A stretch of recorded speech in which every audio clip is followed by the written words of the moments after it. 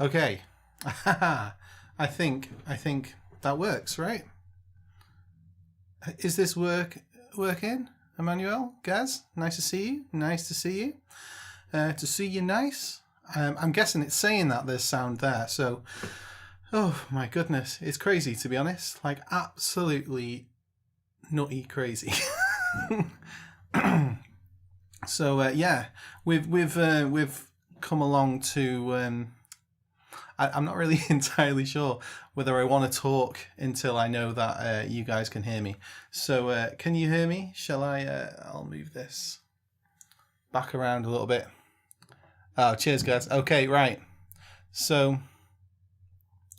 you can hear me. Oh, that's really good to be honest, because I had no idea. I really didn't. Right. Let's rewind. Okay, so what I was saying before I realised, thanks to you amazing people, is that I wanted to try this because it's let's face it, it's the place where I put most of my videos, and I was thinking, you know what, you guys, you deserve the best, and also splitting between two places is just not good, is it? So I thought we'll just continue writing music, as we usually do, and we'll just talk about music as we usually do, and have a bit of fun. Let's scroll over to screen capture logic is what I have called this. There we go. So I'm a tiny human being again, which has never happened in my life.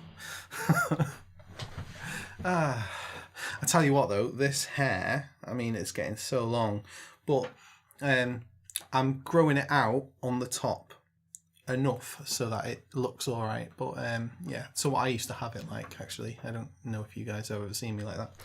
Where's my... Oh, there it is. My dog has been underneath the piano, so everything was pushed back just then. I was like, where the hell is everything? Okay, so let's have a little look at what this piece sounds like. So like, if you're new here, welcome, it's awesome to have you. Obviously I'm a little bit more flustered than I normally would be, simply because I didn't know what the heck was going on when I came on. I was like, oh yeah, this will be fine. No, it won't be. It won't be at all, because I've moved over from OBS Streamlabs over to Studio. And everything was, well, it was all right setting it all up and stuff, but then there's additional things that you have to do, isn't there? There always is. And I don't like that. So yeah, let's take a little listen to this track. I think we've done like, what, a minute worth of music at the moment. And this is just like, this is a builder kind of section, I guess. So we'll, let's take it away.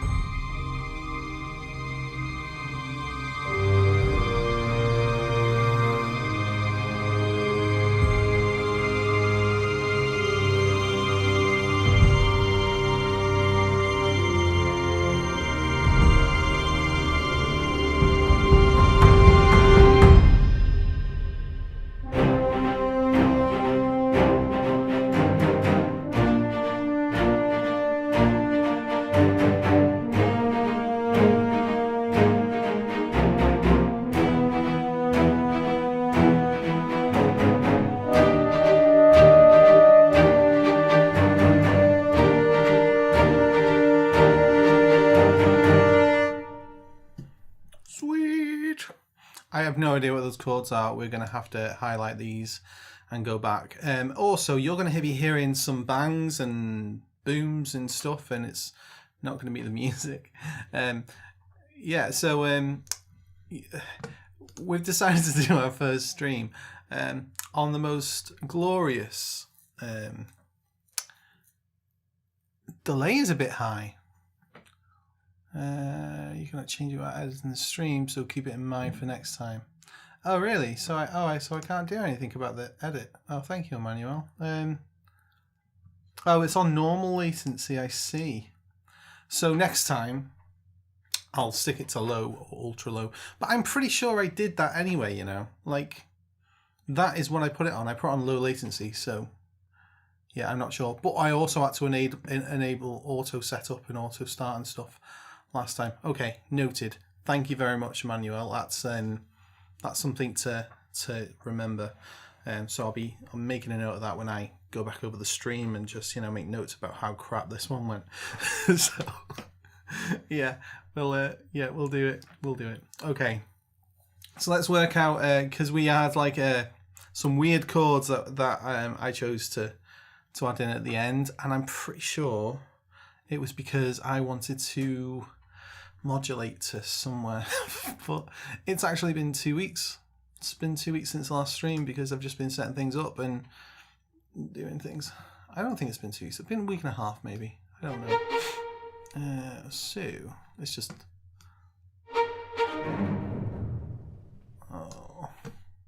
yeah, that makes it easier. So we've got 2 G's, an E flat, a G, an E flat, an E flat. Let's call it E flat. Yeah, because we got a third, and well, it could be G minor, I guess. Yeah, I think it is G minor. So it was G minor going from whatever that is, E major to G minor. So going up a third. Okay, right. So let's just get the piano, shall we? Wrong way. It's going to happen a lot, isn't it? And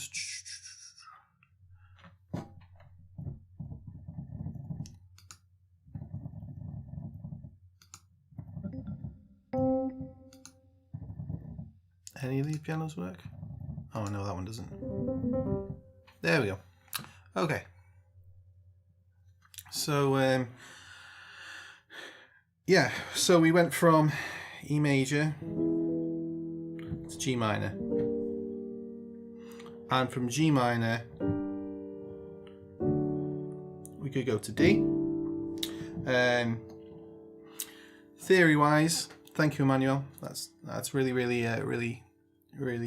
useful to know. Thank you. So we could from G minor go to D major. Okay, so that is because D is the fifth. Yeah, so we could be doing, even though it's G minor, you can borrow the chord and have it as a strong cadence. A strong and a weak cadence basically just means that it sounds a little bit more strong. So I could go from G minor to D minor. That sounds a bit more somber, a bit more sad. It's in a minor key. It's in Dorian. Yeah, but if we go to D major, then it kind of wants to push forward. Could even go there, so we can go to F sharp major, which is, if you look at the circle of fifths, you flip it on its head and you get to F sharp major from G. Yeah, it's like the furthest away that you can possibly go, unless it's A flat that you go into. It's the opposite way, the other way. So yeah.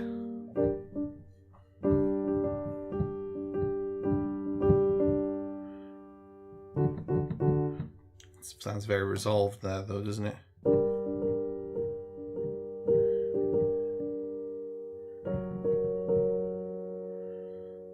And from F sharp then we can go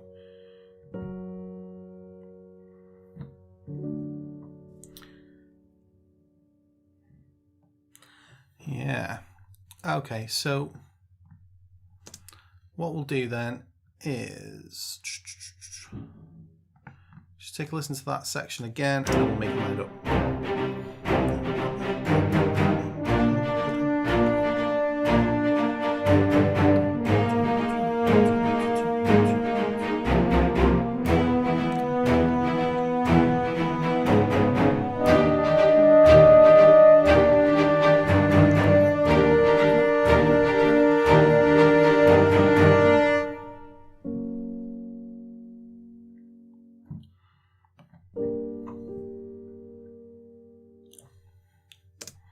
Okay, in fact, we are just going to keep it simple as pie, and we're going to go, even though that was some nice theory there that we were going through, making it a little bit harder than it needs to be. We'll just stick with G minor. I think actually just moving over. So moving over from where we were, it's probably a better plan.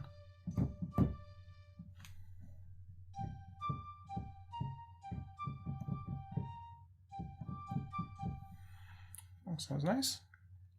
So this is BBCSO Core. I nearly took the bullet and went on for Pro the other week, but I just thought, yeah, didn't think about it.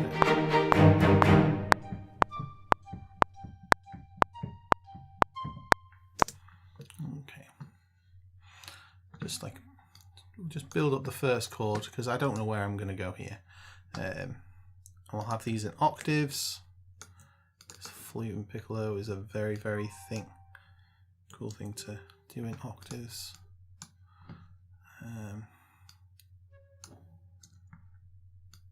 Even though I'll take that from there to quarter notes. So that's what we played. We'll let's go on to the obios.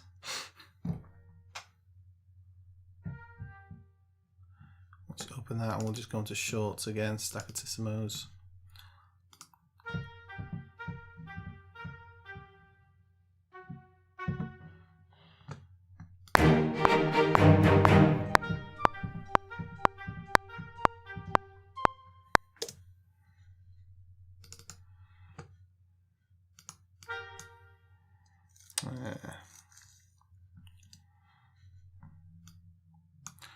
Not entirely sure where our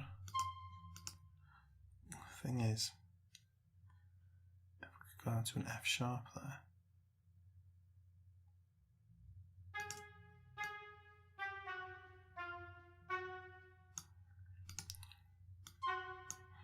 Like a inverted C diminished.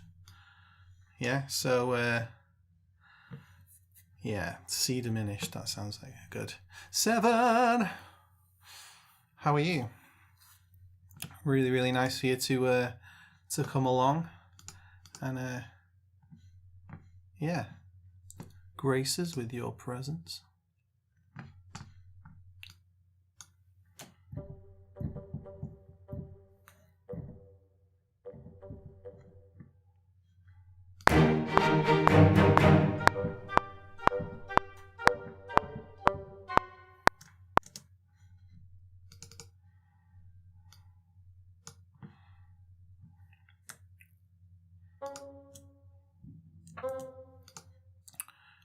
Okay.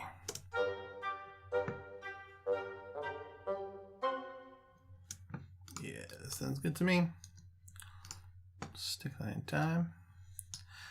So I could quantize actually 2 quarter notes if I wanted to, or eighth notes as I'm going, because I generally do quantize quite a lot.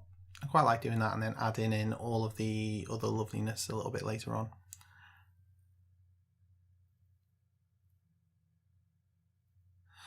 Oh, yeah, Emmanuel. So I do this professionally.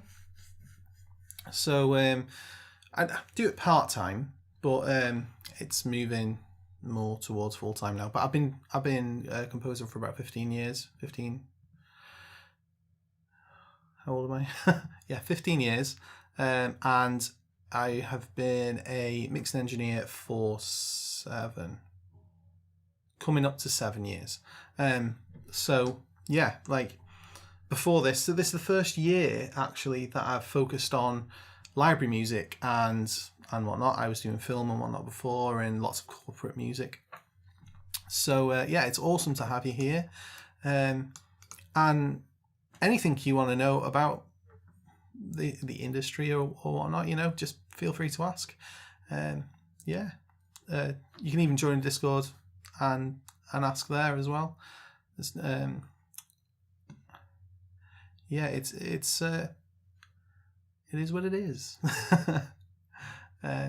Cool. So let's go on to just thinking, trying to double check now, because those essentially what I did there, they were accents. So I'm hoping now that I can do this for another 2 bars, build it up to a crescendo, and then we'll do something. We'll do something else.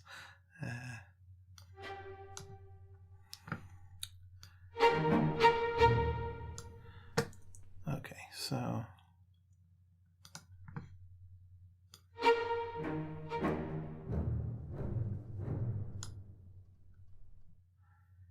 C there, and we'll Command B that. Just make sure that they, yeah, you see, this is what happens, isn't it? So frustrating. And you just copy and paste things over like that. For some reason, Logic really likes to make your life harder, which is not logical logic. Not logical at all. Okay.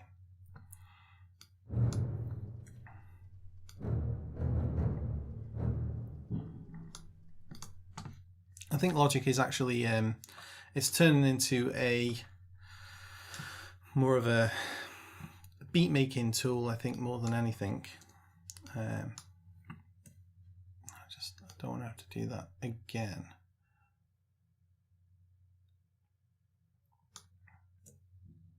So I'll stick it there.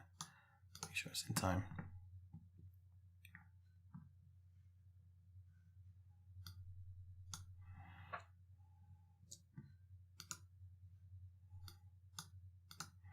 Not sure what happened there.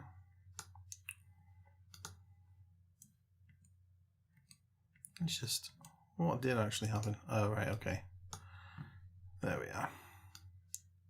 That was me being stupid. It's the great thing though about like live composition is that you see all the stuff that actually happens and not just what composers want you to see. Yeah, it's, you know, it's a lot better, I think, when you see how things actually work as opposed to what people want you to see. I think that's the danger of streaming platforms, you know, whether it be video or live, or not live really, but just that, you know, just video platforms. We've had, what is it, 20 years of YouTube and other streaming-y things. I think that's possibly being, you know, a little bit more. Oh no, I didn't want to do that. Just do them all individually. There we are.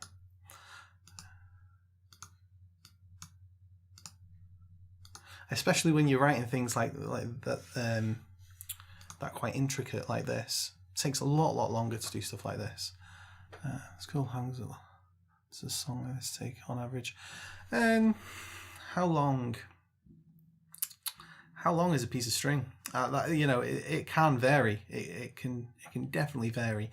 This one is going to take a lot longer because this is like a 10-minute piece. And we're not really going into the genre yet. This is all underscore kind of stuff, building up, and then we'll around about 1 minute 50 maybe we'll introduce some kind of melodic content. That though, all of this so that we've done so far, 1 minute, that took us an hour. Yeah, an hour and 20 I think it actually took us all in all. But having said that, this first section, it's just underscore, it's just paddy goodness, you know, and whatnot, and it's not even mixed, you know. Like if we we'll take a listen to it again and just listen to the woodwinds, how dry they are because of the libraries I'm using. Listen to the introduction of the horns, yeah, so they come in a little loud. We'll get to that in a bit, but let's just take a listen again.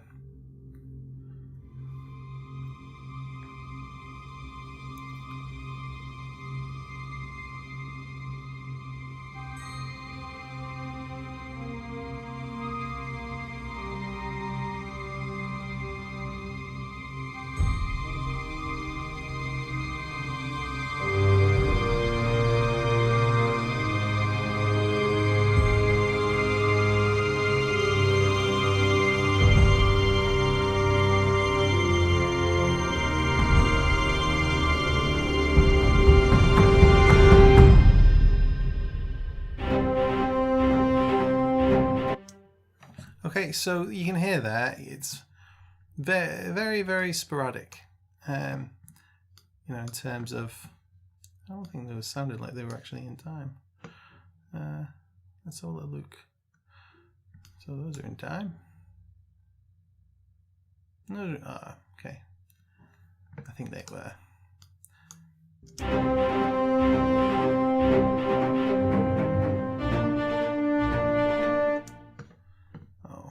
Maybe they're not because mine is. Oh, I understand. I know what I did there. 0. Okay. Okay, so there, all I did was fluid short strings. That works with minus 192 ticks, so it's in time with the beat. I copied and pasted. Didn't think of an issue of it. Yeah, 7 is exactly right. So yeah, essentially what will happen is when you start off, you know, you're creating the tracks and you're playing about, you're experimenting, you're seeing what works well, what you like as well. You know, and you kind of get to probably about 20 or 30% of where you actually want to be when you first start out. And then as you progress and you're able to understand how these things kind of slot together and mesh and whatnot, 7 is actually very, very good at ambient epic music, I think. You know, that's like slow burn stuff. You're getting used to mixing it though, aren't you, 7, I think.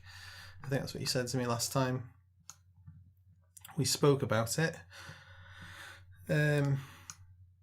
But yeah, it's, you know, it's very much a trial and error thing at first. For me, for this style, you know, for 10 minutes worth of music, it's probably this will probably take me about a good 2 or 3 full days to do. So I'm not going to do all of this on a stream. I'll finish this bit, you know, whatever we do today.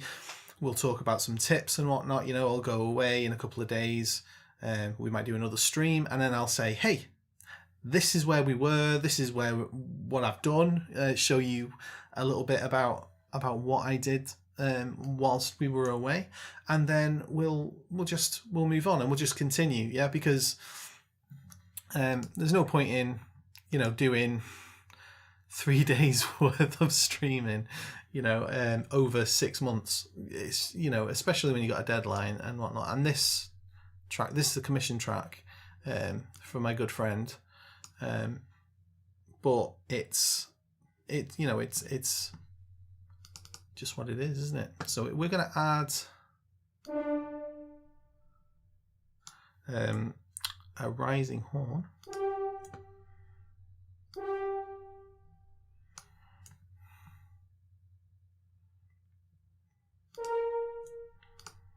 Okay.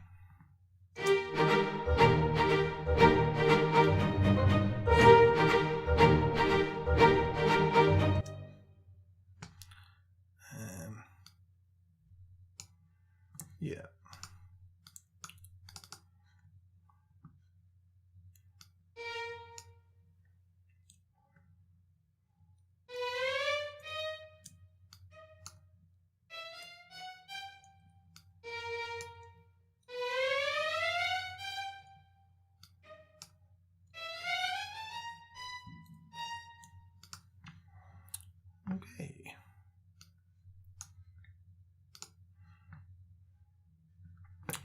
exactly here. So essentially, even though it's one chord, what I'm doing here is I am just helping the music to rise by spreading out the range. So instead of just moving down like this or just moving up, we're doing this. So the track is overall, it's getting wider. We can't go any lower, but we can definitely go higher. Okay, so let's go from here. Let's see.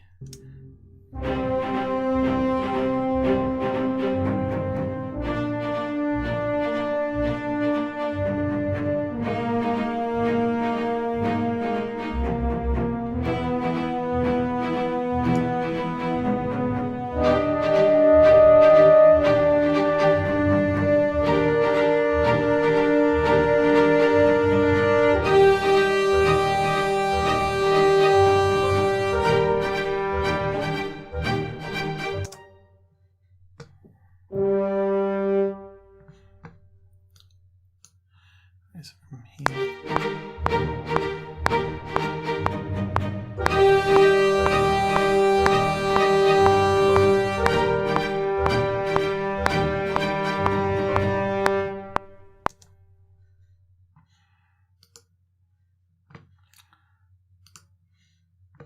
And when we're using ensembles as well, what I would say is stick to one note.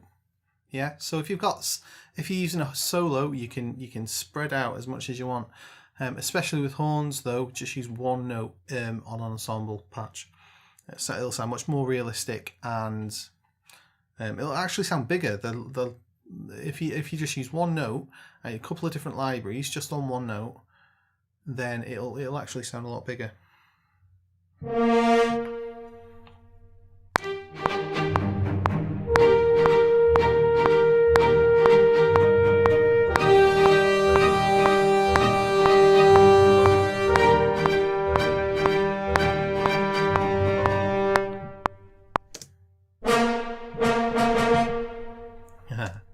Need to. It's one thing I don't like about Cinebrass.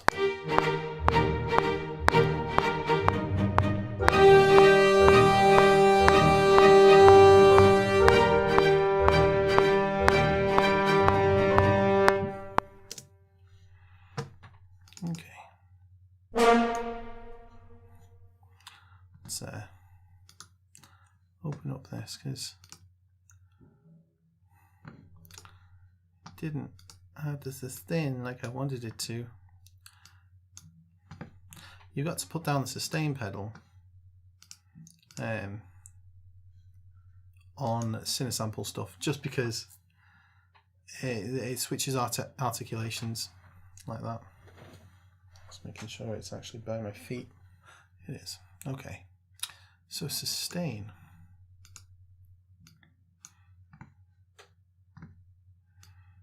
Let's start there.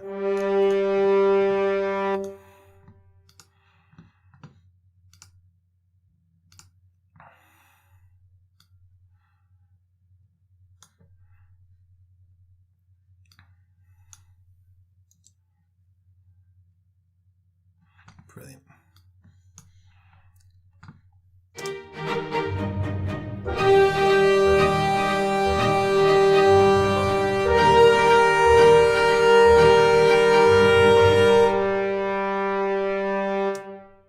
Do we need a bit more low end?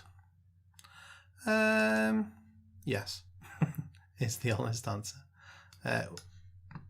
We've not come to low end though, 7. Like, you know, let's not jump ahead. I wouldn't say that we need more low end in terms of instrumentation. Yeah, so if I just play the fluid shorts on their own.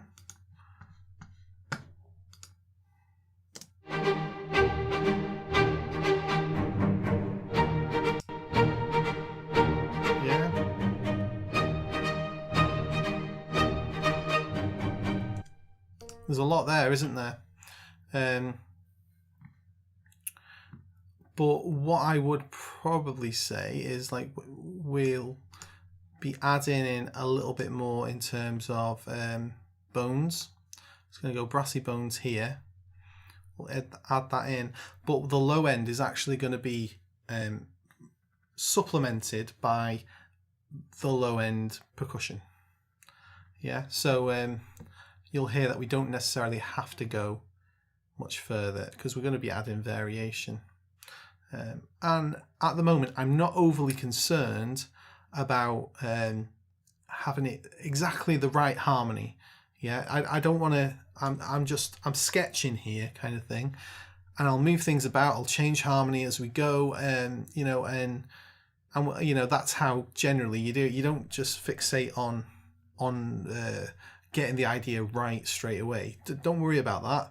That'll come later. You'll listen to it and you listen to it more and more. And this is how you understand quite quickly about what works, what doesn't work, is that if you're listening to it and it gets boring very, very quickly, just like this G minor vamp, essentially, that's all it is.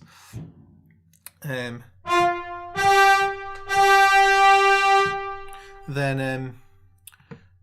you just change it later. It's as simple as that. But we don't necessarily have to.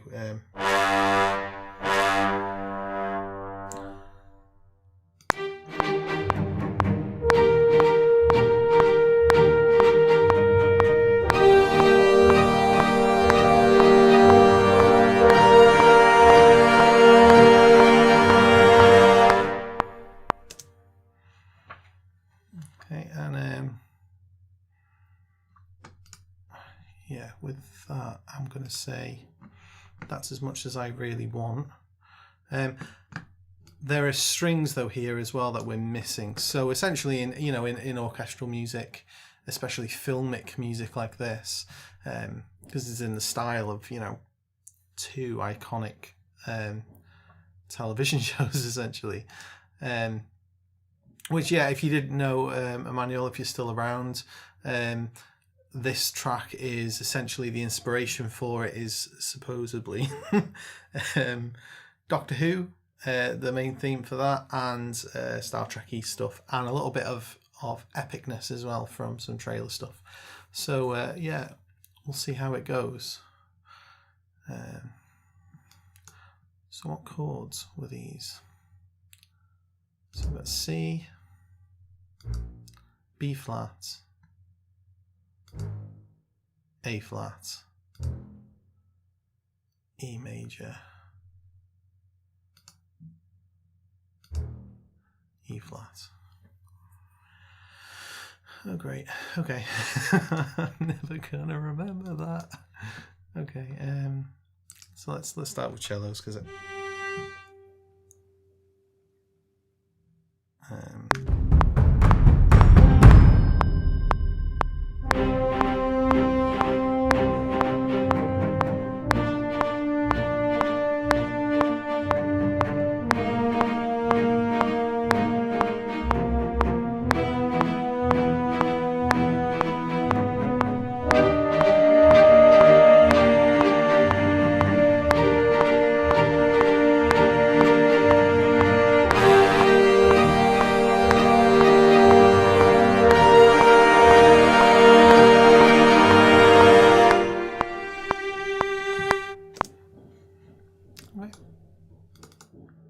Can you hear the fireworks outside? That's crazy. I love a bit of fireworks though. Really do. Probably go out with the other half later on and just see what's out there.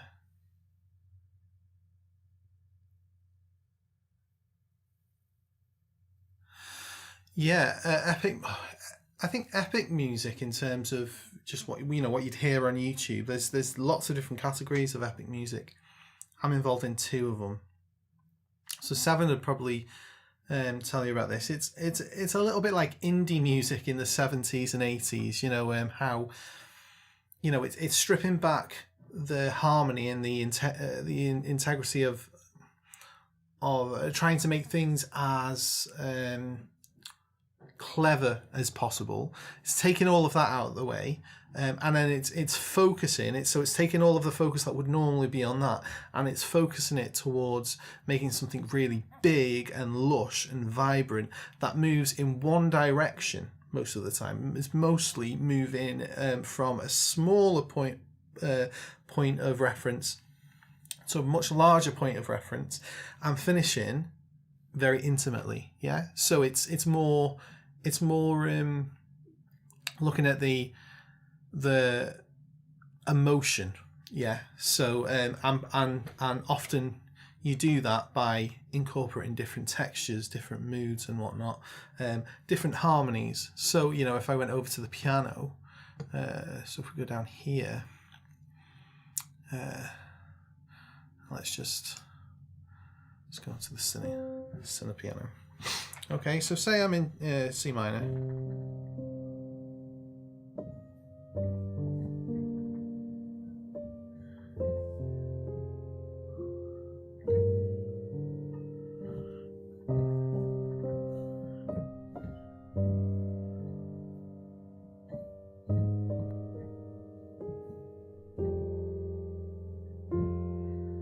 That's the intro. Then it's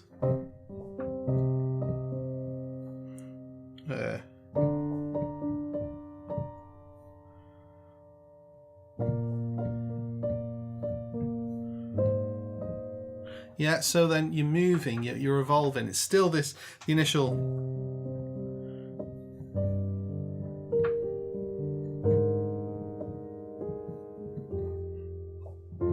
That kind of thing, but then we're moving, and as we're moving, we're getting lower and we're also getting high.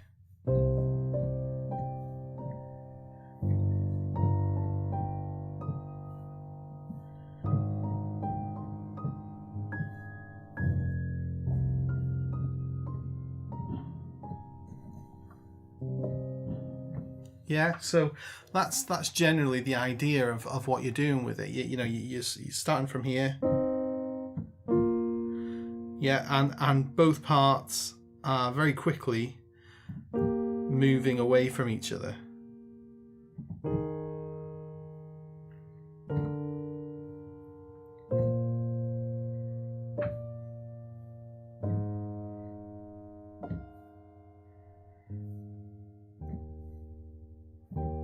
Yeah, so you know, you can see there, it's sounding like it's going, oh, it's getting bigger, and that's only on the piano.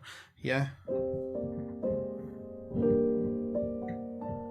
it's not even, you know, it's not even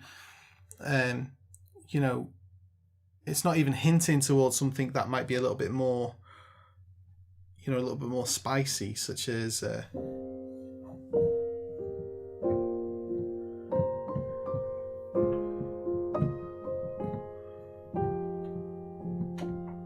yeah, so there's lots of suspensions and whatnot there. Whereas if you had in epic music, really, the suspensions are great, but it'd be suspended second, suspended fourth.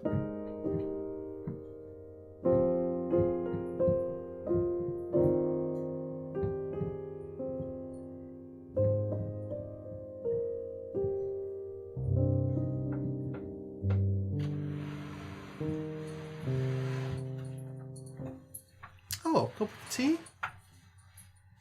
Thank you very much. To my loving fiance. Come on, Maple. And dog. Right, so yeah, so that's generally what it is. What have you said, 7? Tons of discussions to define what genre is.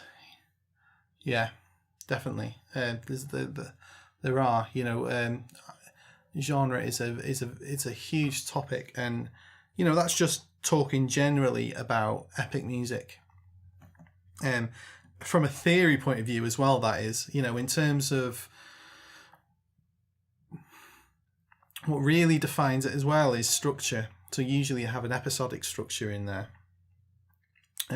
which is kind of like a 3-tier structure. So you have one theme. You don't like complicated it with lots of themes. You know, it's not like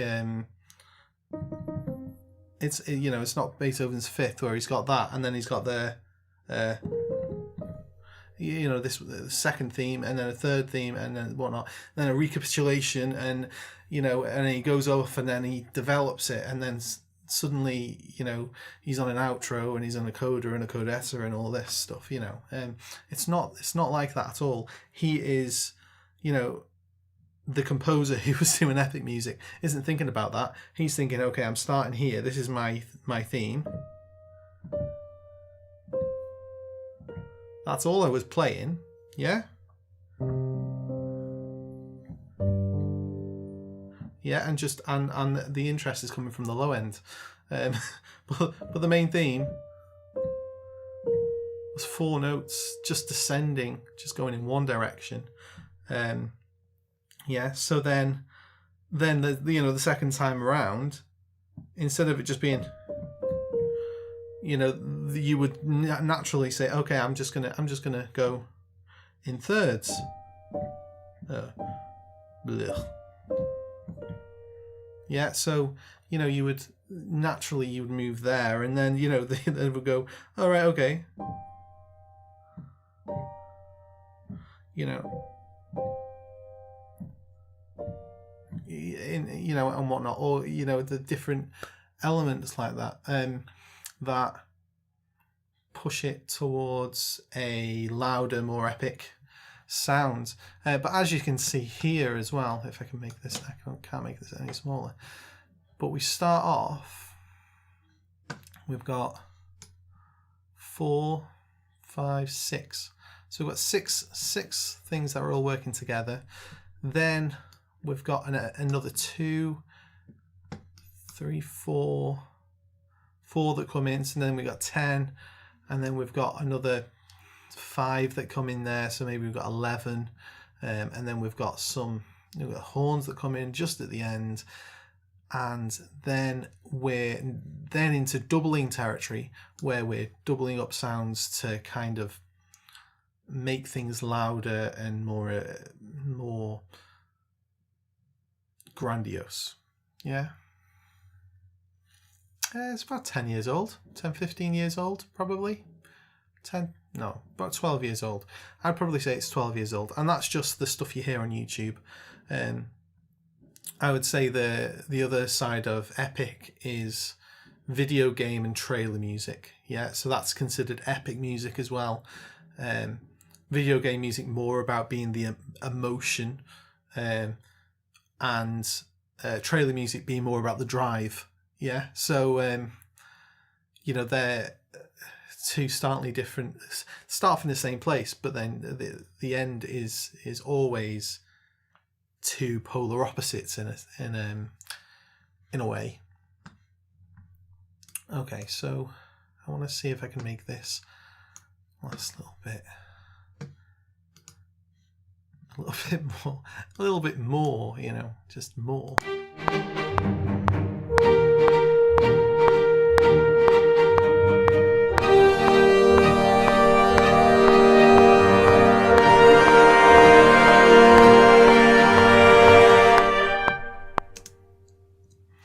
Close.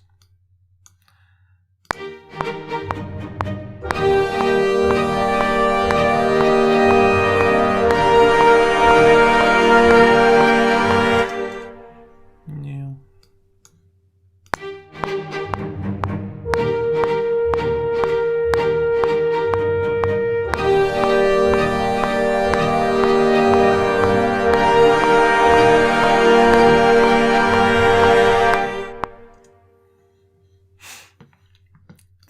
Yeah, that was all right. It was okay. I'm going to change that G minor, because I'm not liking that. So we're in G at the moment. I'm going to change this now because it's going to annoy the heck out of me. Okay.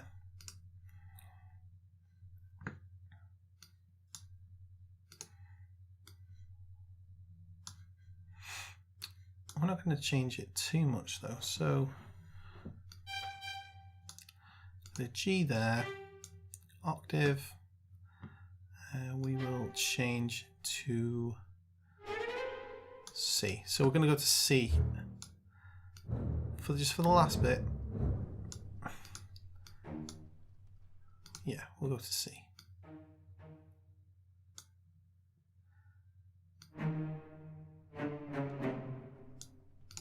Nice.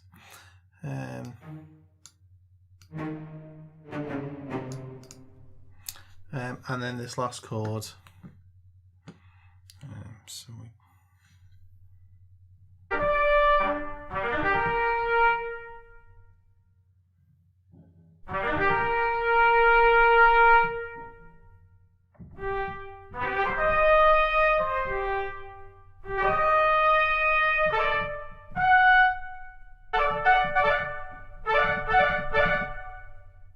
D major. Let's try that.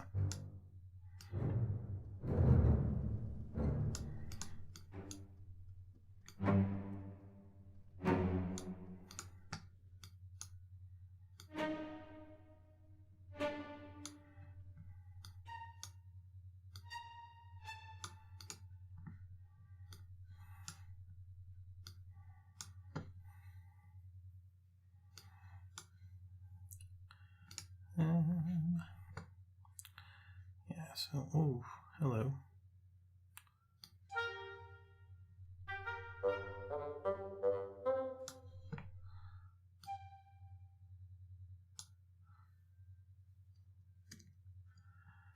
Pull that back in and we'll just change this to a C.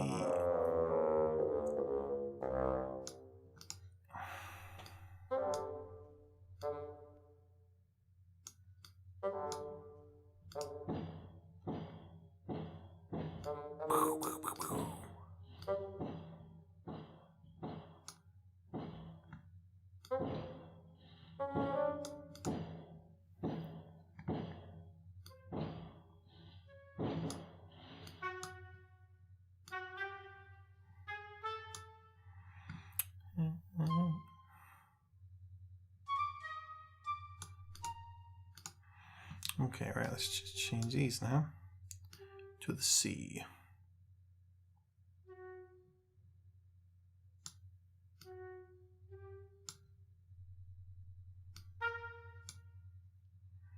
C7, that'll be fine.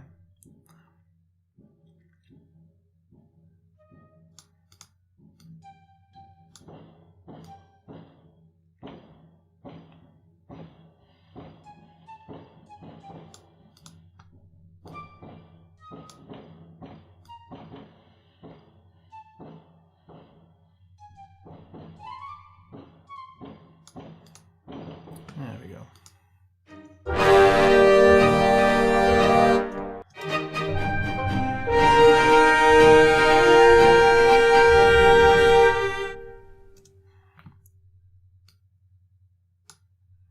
I'm just wondering if I need to change that. Yeah. So this is D major as well.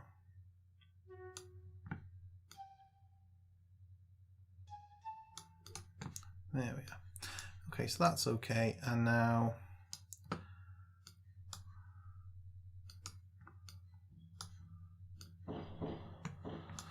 we'll change these.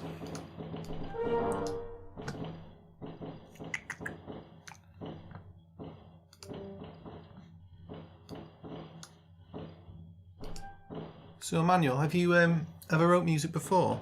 Or is it something that you're thinking of getting into?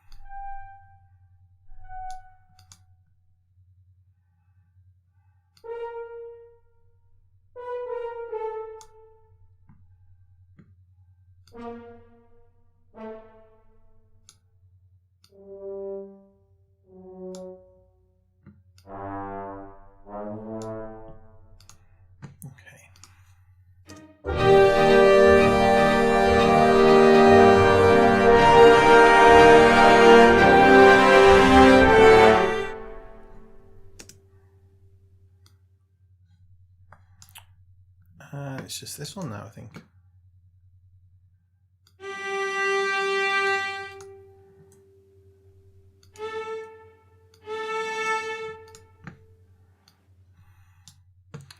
There we go. I can add some kind of string section here.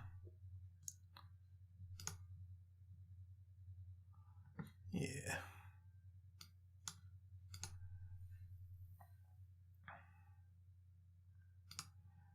I don't really remember what chords were here now. It's just so long. So E flat, E flat, C, D. Okay. So I'm just going to view this.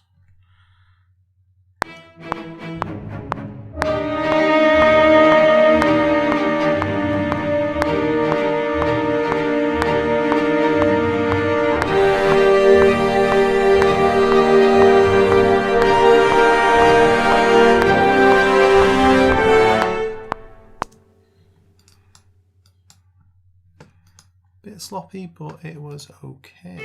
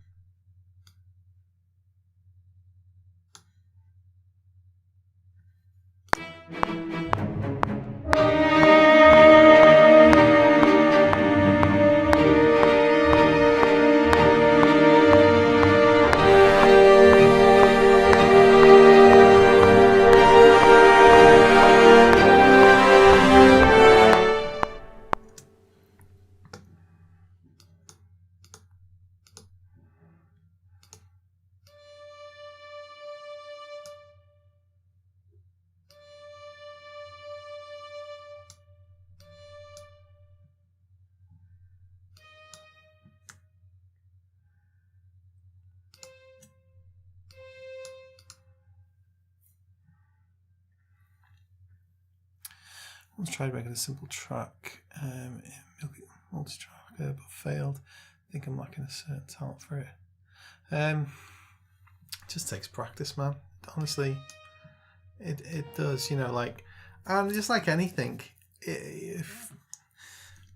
I think like you kind of taught in school and and taught just by life sometimes that if you're not good at something straight away, then maybe it's not right for you. But actually, the vast majority of things that we do in life are all trial and error. We learn by getting it wrong. Which sounds much more prophetic and wise and whatever than it actually is in real life. Because I can only talk from getting it wrong, getting it wrong a lot. I think the thing is as well is as a human race, we are a creative people, aren't we? We are all born creative, and as creative beings, things, whatever you want to call monkeys, we inherently have one big flaw, which is perfectionism. And if we don't get it right, umpteen times in a row, we just go, oh. So, I just encourage you, just have a go and have fun. I think the worst mistake I ever made was trying to make a career out of it too soon. But also it was the best thing I ever did, because the quicker you can start making money from something, it's not that I feel like, I feel very blessed to be able to do that, but also it kind of you build this imposter syndrome up, and at first and forever probably, and to a certain point. Let's get a little bit closer, a little bit. For dramatic effect. No, because my bum was falling off the seat. But it's, you know, it's one of these things, isn't it, where we just crave perfectionism, and yeah, it's just not needed. And my point was, before I nearly fell off my chair, was that, you know, you realize, oh right, okay, I'm passionate about something, and I don't have to be 100% amazing at it before I start making money from it. So, you know, the money is irrelevant really, except for the fact that it's an identifier that somebody finds value in what you are doing and what you are capable of, despite you maybe not being 100% happy with it. The other person might not be 100% happy with it either, but they've acknowledged that you can do what you feel, you know, what they feel that you need to do in that. And that's an amazing thing. I mean, I think that's a small part of like composition anyway. So yeah. Oh, did I use this software from the start? No, is my honest answer. I used Cubase 2. That was the first one I ever used. And that was in 2003, maybe 2004. Essentially, you know, a little beknown to me now, you know, a cup of tea. I bought this guitar pedal. It was called the Zoom X9. No, Zoom something. Can't remember. G9. It was a Zoom G9.TT or 2T or something like that. Anyway, it was a big whop-off thing like this, multi-effects thing. I would say half the stuff on there was amazing sounding and half of it just wasn't. And you know, if you know anything about guitar amps or whatnot, it's all about valves. So this was the first pedal that ever came out that had valves in it, but it was also the first pedal as well that came out that had a USB out. So they brought it with this. So I bought it and it came with this Cubase 2 software, and it was utterly crap. It was really, really bad. I often used to go on about how terrible my old Mac was, and I've recently updated it. But the thing that was even worse is that I was running this software on Windows 97. It's just like, because you know, Windows 97 in 2002 was still a fairly okay computer. It was the dark age of Windows. You know, arguably still coming out of that in some respects. I mean, I'm a Mac user, I can't say anything. So, but you know, so my computer was slow and laggy and whatnot. That didn't really hold me back though, because it was an audio thing that I was doing. I wasn't doing MIDI. It only gets complicated really with computers when you use a MIDI. So so I started on that, and I think I wrote about 3 or 4 songs on there. I just got utterly confused by it. It was too much. It was just too much. So I stopped using it, and periodically I'd come back to it, you know, and that was my introduction to IOs, in and outs, so signal paths. It didn't work like it does now, whereas, you know, like you got an audio interface, you plug into the audio interface, and then the computer does all the hard work and routes everything together for you.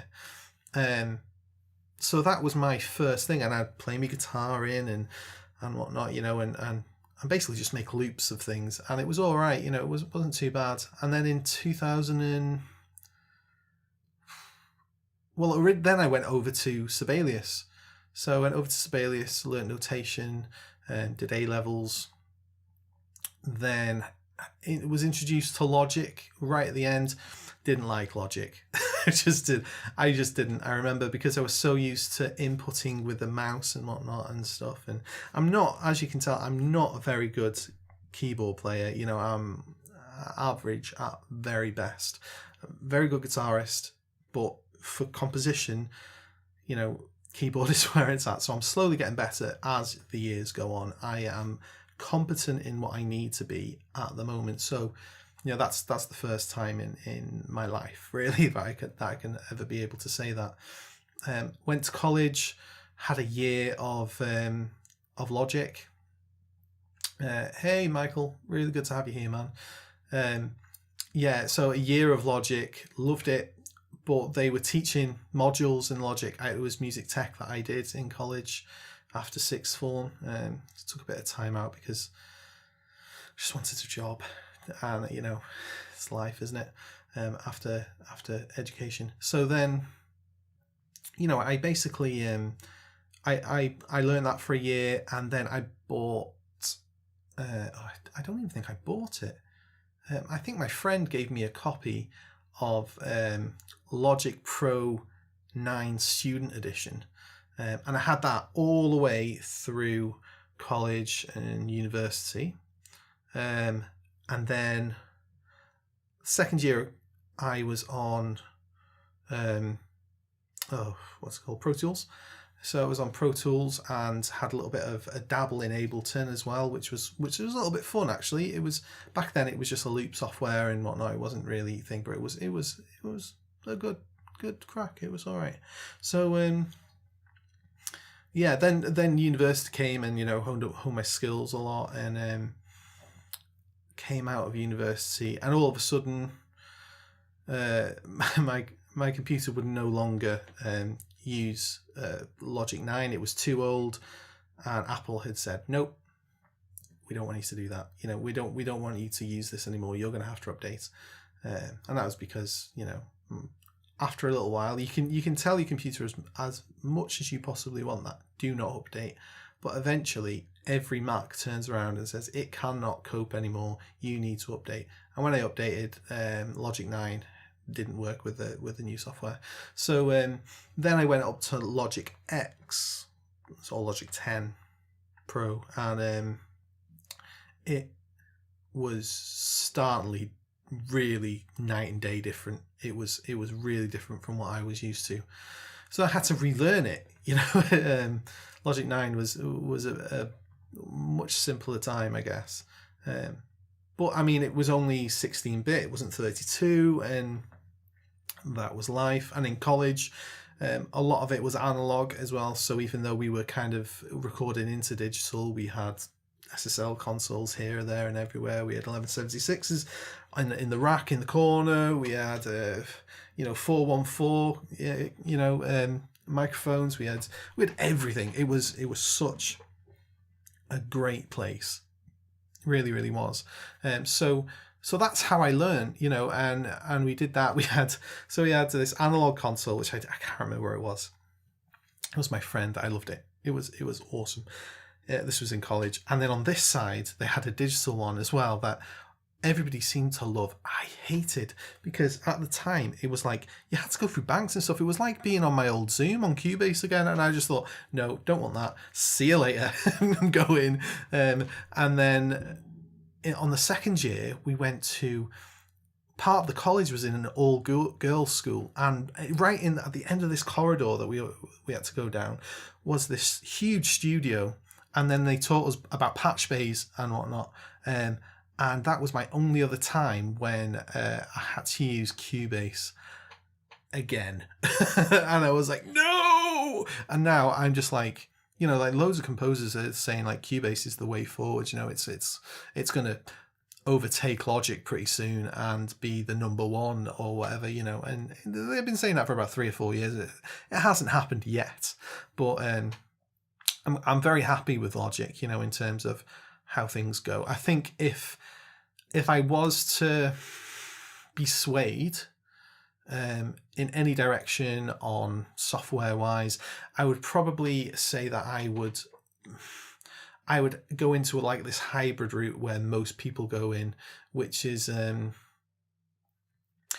compose in Logic, export everything, and go to Pro Tools to mix in audio, because it's a breeze with mixing audio in Pro Tools. Pro Tools is amazing. If you ever want to try it out, I think you can get like you know, I think there's a free trial, but I think it's like a pay monthly thing as well, which I'm not a huge fan of.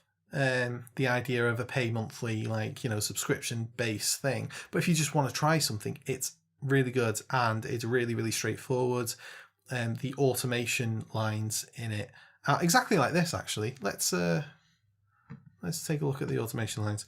So if I go into here and I wanted to automate multiple lines, this is a recent update. They've stole it from Pro Tools, but I can open this and it'll open up another automation line for a pan. That's just default what it is. But say I had a few things that I wanted to automate. Say I wanted to automate the compression. I'll open another one then under the pan, and I will, you know, I'd find there's nothing on this particular track, but I'd find that, you know, or I could go onto solo, mute, or whatever if I wanted to mute certain things. So you can do that, you know, and have multiple things open at the same time, and that is just beautiful. I think lots of places they are, they're only copying each other now because it's got to a certain point, which is why everybody everywhere is saying it doesn't matter what DAW you use. So yeah, let's have a look what you're saying. Yeah, Michael. Yeah, doing really well, thank you. Today's my day off, so I got a few bits done. It wasn't the stuff I wanted to do, but it was some. I'm gonna probably trim this a little bit tomorrow, which will be nice. Michael, you will be more than versatile. I guarantee you open up most DAWs and they all pretty much look the same. They do, you know, it's just knowing where your in and outs are, where your MIDI stuff is, how to import your instruments. You know, that's the main stuff, isn't it? And then your automation lines come and, you know, second nature to most people. Set up your MIDI CCs so that it's the same in two DAWs. One thing that what Sam did, so my composer buddy Sam, is that he learns in Logic. Yeah, he learned in Logic and then went and done an apprenticeship. I hope he actually turns up tonight, actually. But yeah, he was telling me that whilst he was down there, he had to use Logic and then he had to go over to Pro Tools, but he couldn't memorize all of the key switches and all of the setup and whatnot. So he copied all of his setup from Logic and he imported it into the other DAW, which is an amazing idea. He said it didn't take very long at all, and a DAW is a digital audio workstation, so it's just like Logic. It's, you know, it's that's all it is. There's lots of other pieces of software as well that are very, very similar to DAWs or DAWs, and yeah, it's just essentially what we use to input notes to create music or to record music-y stuff into. Essentially, they just facilitate it.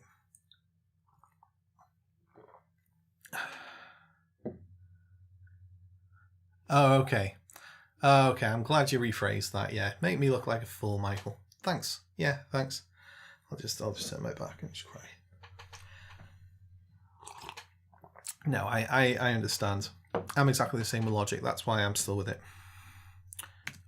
Okay, so we've got approximately 4 bars done. Okay, so let's kind of, we need to kind of come up with a theme.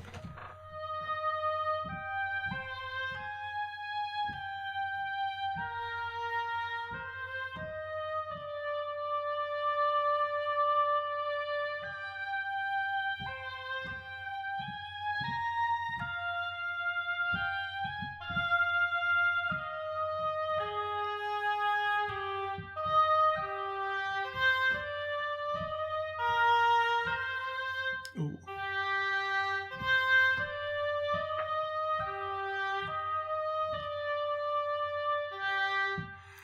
It's too you're just trying to confuse me now, Michael. Yeah, I think so how does how does... I'm trying to think of how the melodies for these tracks go. These let's...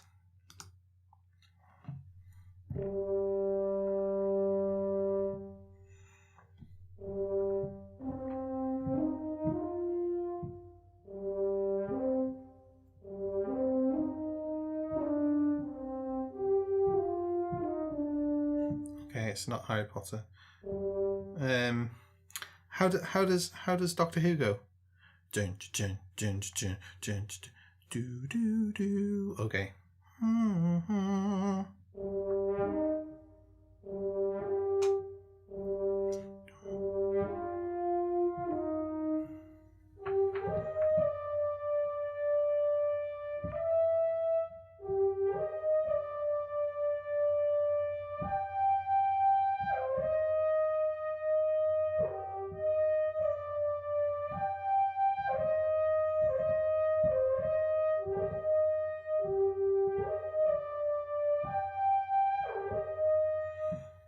Okay, I like that. Just going to do that over here.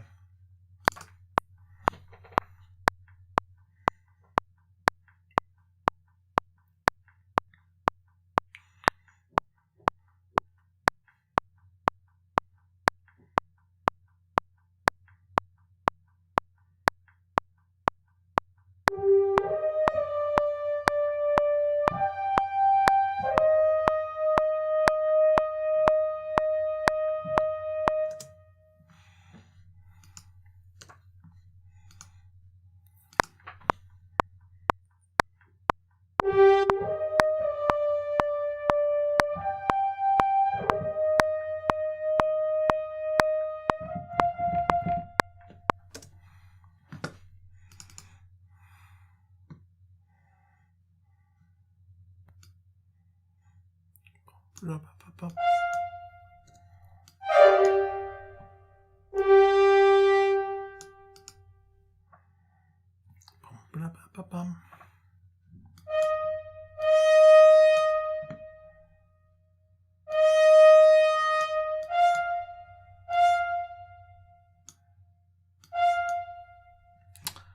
want a chords note.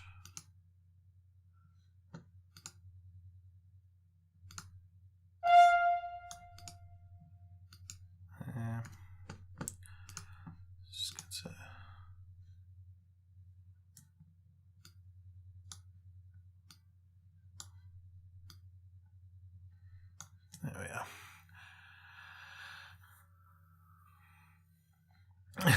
I'm not going to learn Cubase. that is my solemn oath. I shall not do it. I think Fred he plays with Cubase a fair bit. So yeah, if you wanted to like talk about that with him, I'm sure he'd be very happy to do so.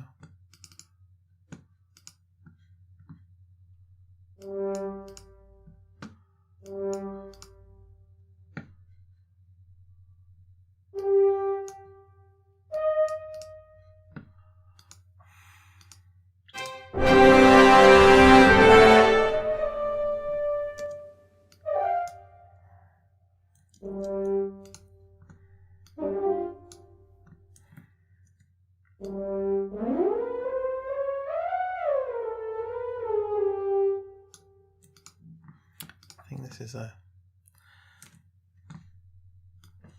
legato patch actually. Oh, quip.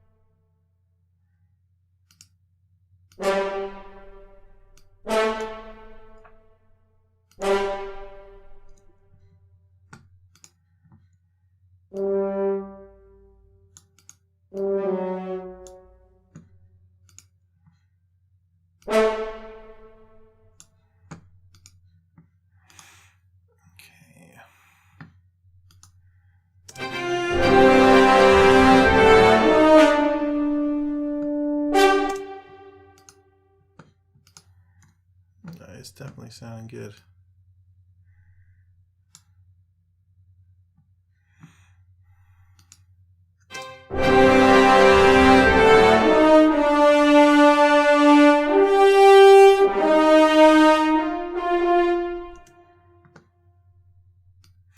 Bam, ba, ba, ba, bam.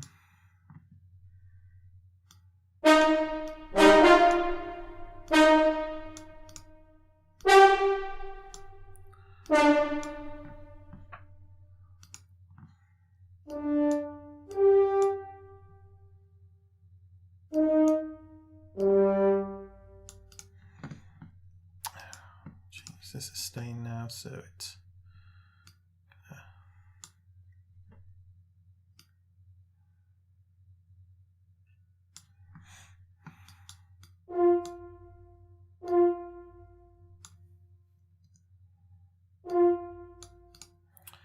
there we go.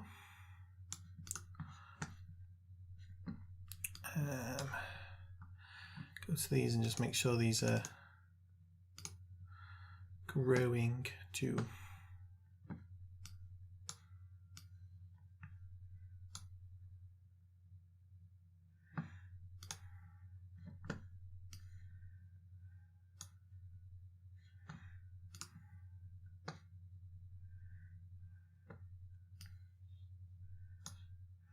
don't want them to grow too much, but I do want it to sound like it's, you know, going somewhere.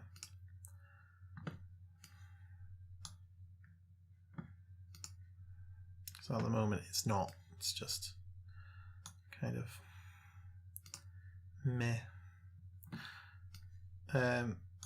Yeah. One thing I wonder is if you use lots of different instruments in software like this, then convert the end result to a lossy format, it would remove some. So essentially you compress them together. So it uses a compression rate, bit rate, to squash all of these into one file, essentially. So that's what you do in your.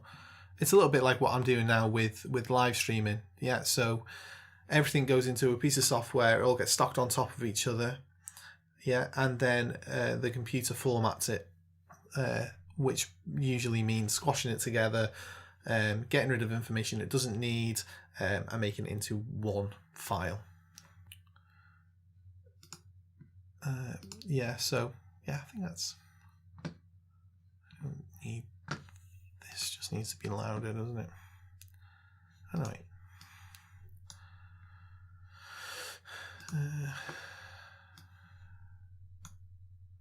Yeah, we'll do that. These definitely do need to be louder. I'm intentionally using woodwind in this because I've not used woodwind in anything yet, so it means that this file that I use hasn't been updated. There we go. All right, let's just take a little listen to that so far, and then we'll add some harmony to that melody.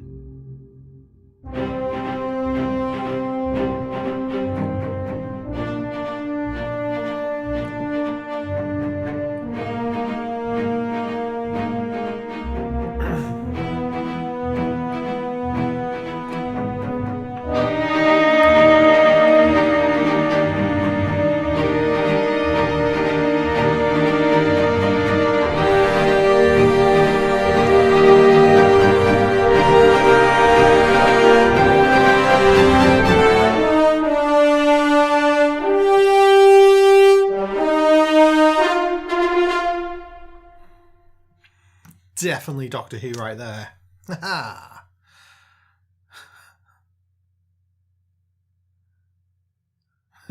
Woodwinds. I don't know.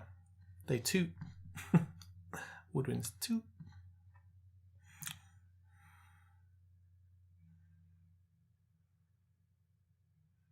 Yeah, that's all it is really. You're just mixing sounds together to, you know, to create a mood.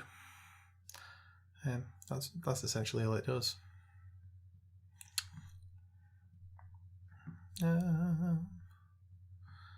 Right, okay, so these strings.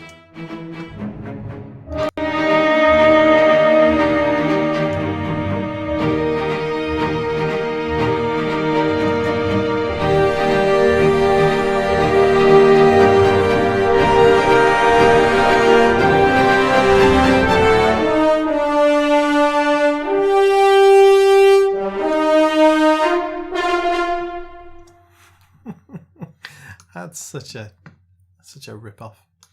Okay, right. Wow, wow, wow.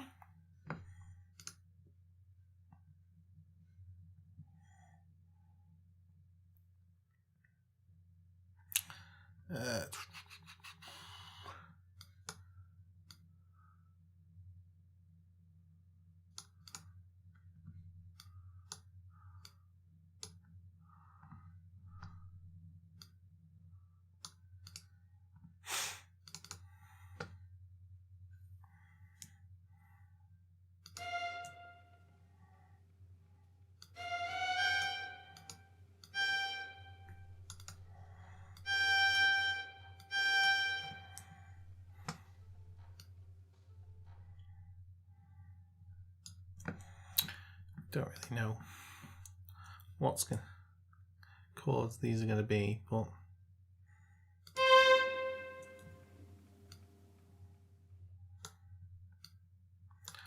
just kind of stick them in there for now, just as like a tonic, because I think we're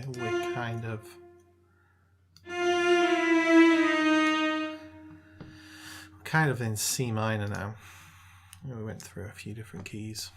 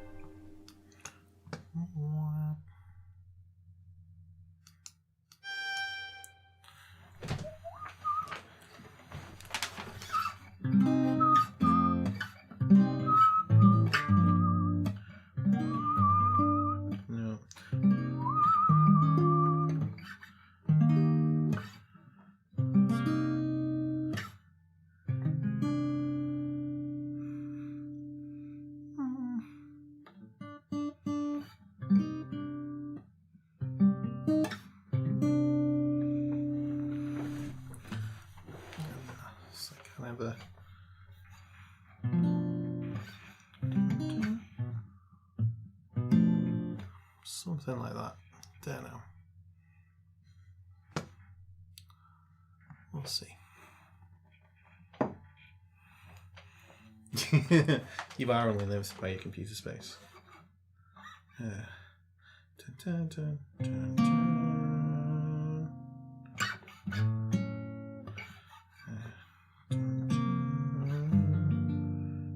don't want to go to G minor again though.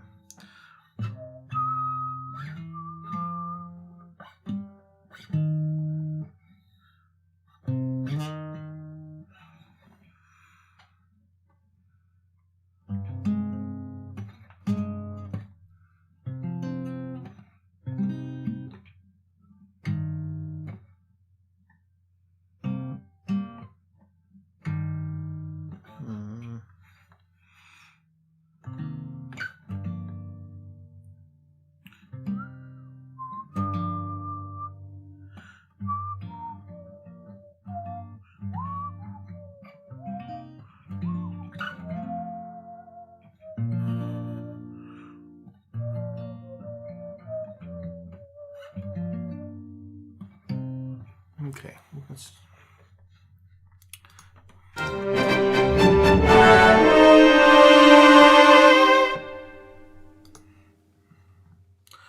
But these are coming in too late.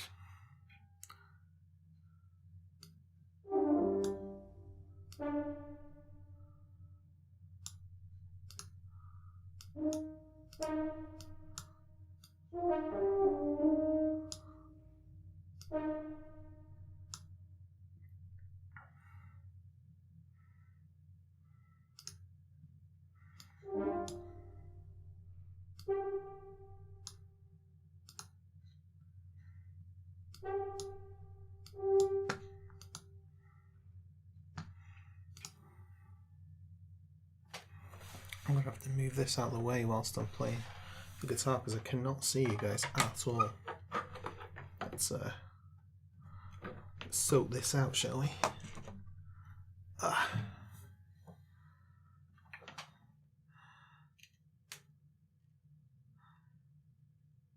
Gonna sound wild off, guys. Get a woohoo. Woo! Sorry. Right.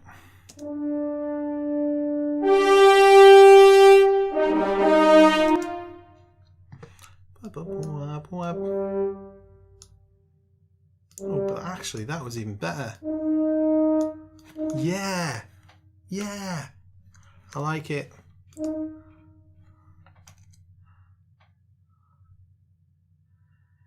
Pinky Poo, it's nice to see you, by the way. Not entirely sure if we've met, but that's okay, because it's great to meet you right now anyway. Hurrah!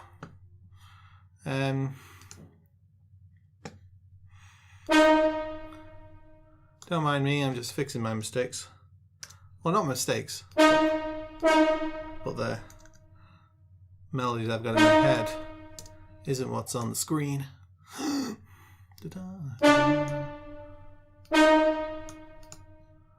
Let's try that.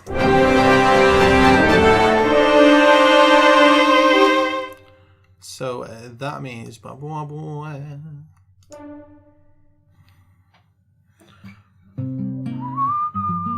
so that needs to be the G minor that we haven't left. We haven't left G minor forever. Okay,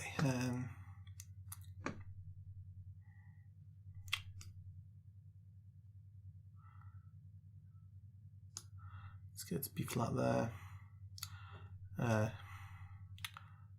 And this can go down to a D. There we go. That should work.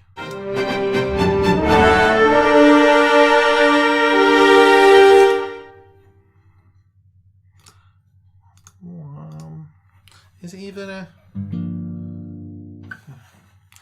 7? Dominant 7.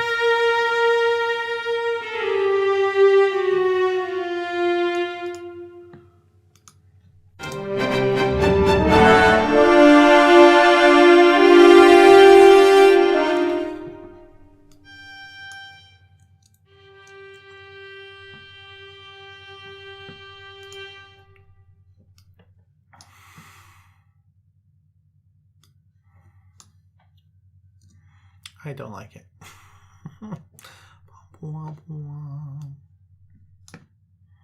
I know it's G minor, C minor kind of thing now, though. So we'll get there, shall we? Right, so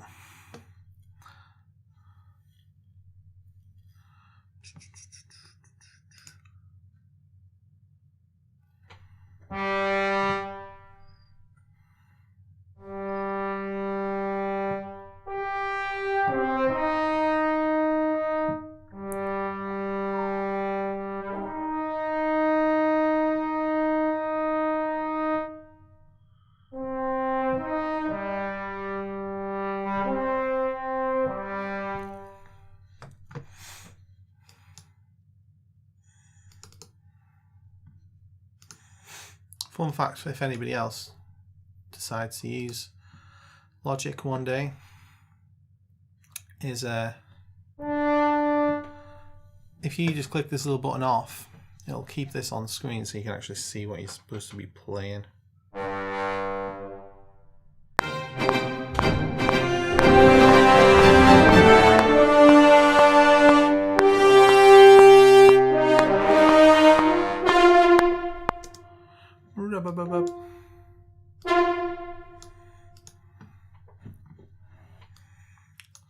Did I go?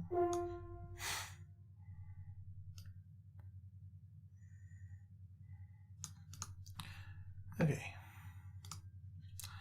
And then when you bring it back, you can see what you're doing. Fun stuff. Okay, see how that sounds.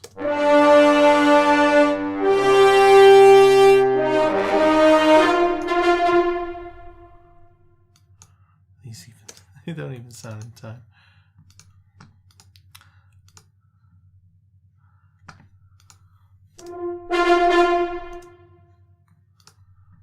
Yeah. Note felicity. Genuinely just want this to sound quite nice now. It's getting there.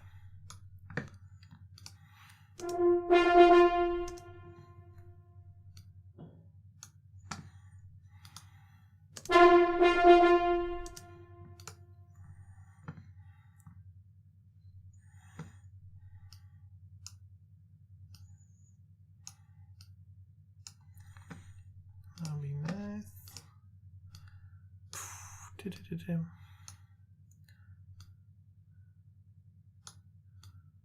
There we go, that'll be lovely.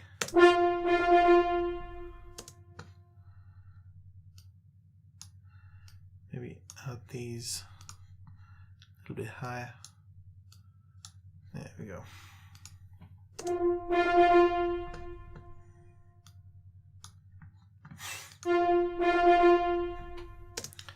There we are. Bum, ba ba ba bum.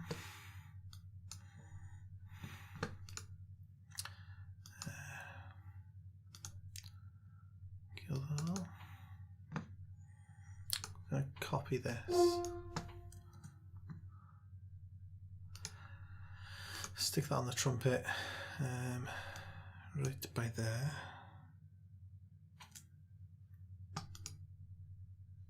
Oh no, we're actually a bar off. There we go.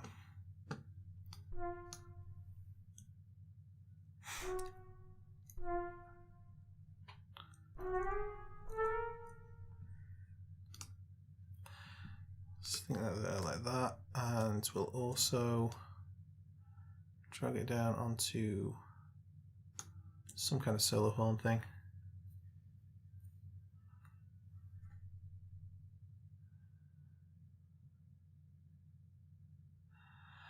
What have I missed? Oh.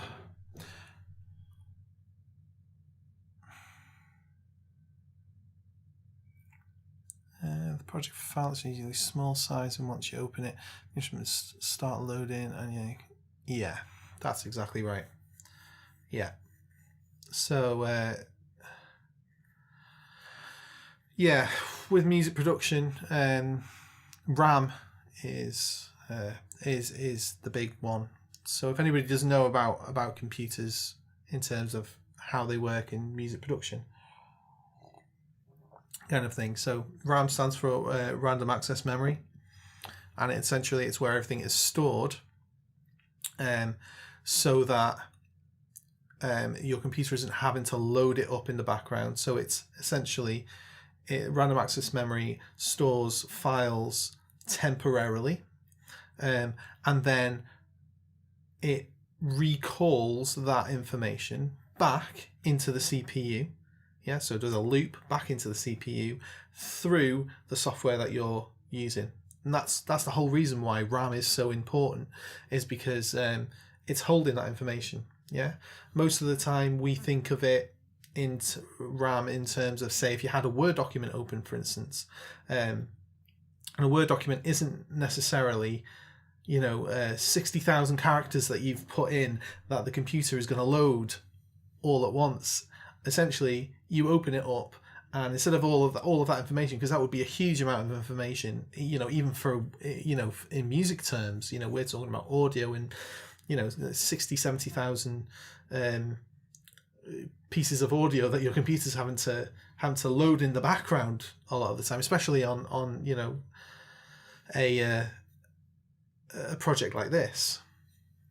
But in the background, even of a Word document, you've got so many ones and zeros. If you're talking old school, that your computer is configuring. So it's saying, and when it's doing that, it's saying,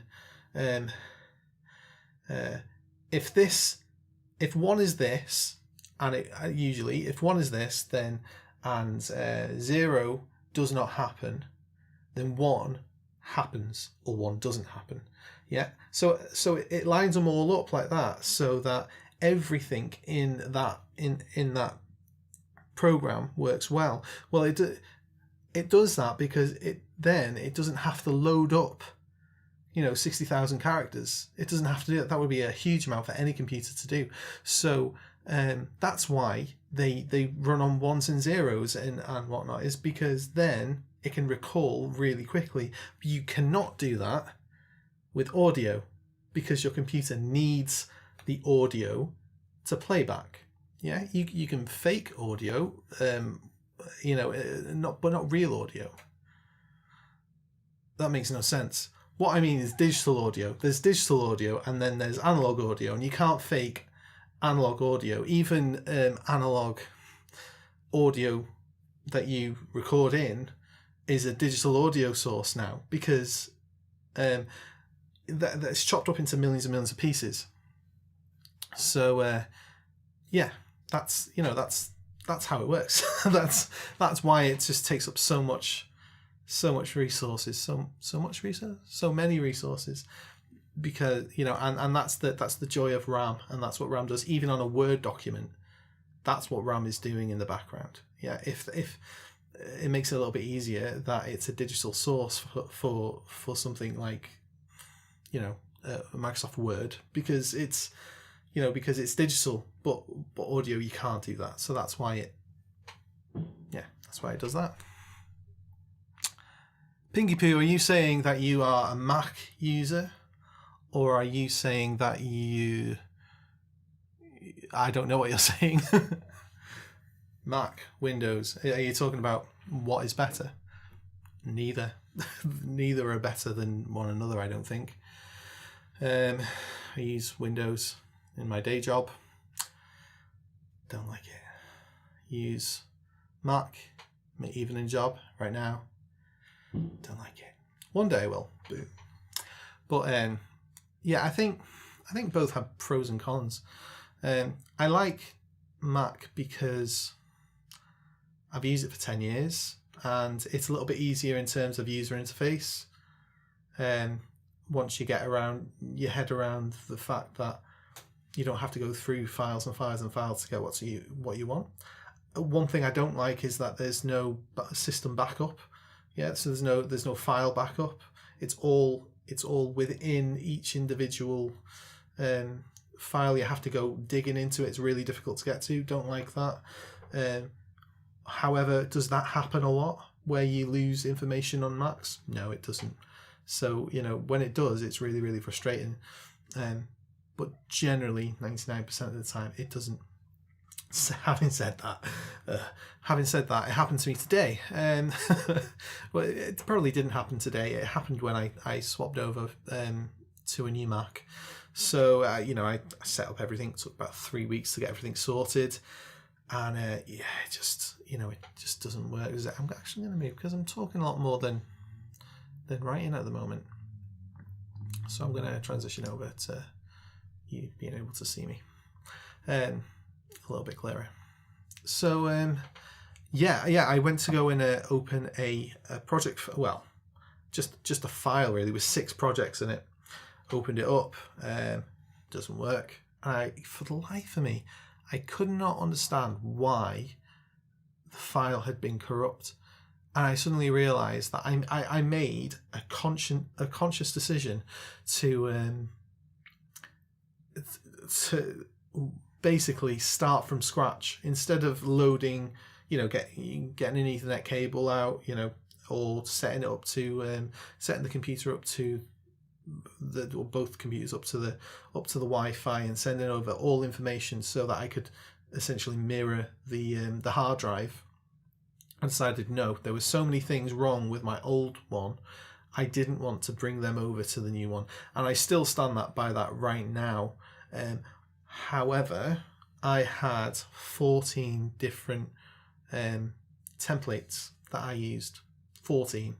And I've now I've just gone to one big template. It was lots of little templates before, so this is much easier. However, all 6 of those tracks sadly they were using those templates. So because I didn't have those templates anymore, and I'd wiped that system, those 6 tracks become corrupt because it can't recall that information as smoothly as it could before. Because one of the ways that Logic works is that instead of having to keep all of your tracks, quite big, your project, quite big, what it will do is it will say, okay, well, this information that can be stored locally. Yeah, so local information such as,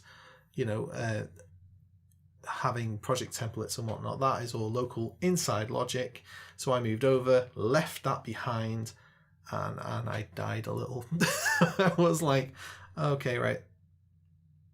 Those 6 tracks was probably about 8 hours worth of, it's probably about 10 hours worth actually of work. So I was like, okay, I'm gonna start over again now. Yeah, I don't know in Pinky Poo if that is what you were asking. I was going on a little rant here because I don't know why. I just thought, let's have a little bit of a rant. I'm not sure whether Macs. I would say Macs are better if and only if you spend enough. And to me, that makes it completely worthless. It really does. Because who's got £40,000? Nobody. My Mac, this new Mac, was £2,500. It's an i9. And it's got 128 gig of RAM. But I didn't buy the RAM from Mac. I bought the Mac from Apple, but did I just completely? Yeah, it's late. It's Friday. I didn't buy the RAM from Apple. Yeah, I installed that myself, so it was like £600. It was 1,900, I think, for the actual Mac from Apple, and it was actually, that was a very, very good deal actually, because computers with these specs, Windows computers, are more expensive, but it's second hand, so that's where I saved, and I would say that means that I've actually got a very, very, very good computer for the price. It's a i9. It's 16 core. The cores aren't amazing, but 16's much more than I had before. I had 4 on 8 gig of RAM. I've got 128 gig now, so that really, really, really helps. Haven't hit the ceiling on it yet. Just like any computer, it crashes every now and again. Usually when I'm being stupid and just bringing too much in, or not shutting it down. The old computer I couldn't shut down because it would take 6 days to turn back on.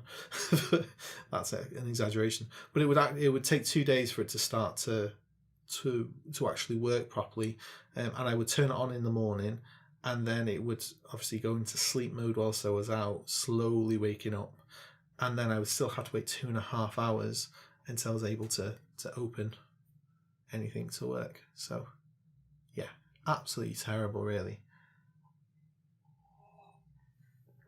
But yeah, it was it was a big eye opener when I switched over. But I'd been saving for years.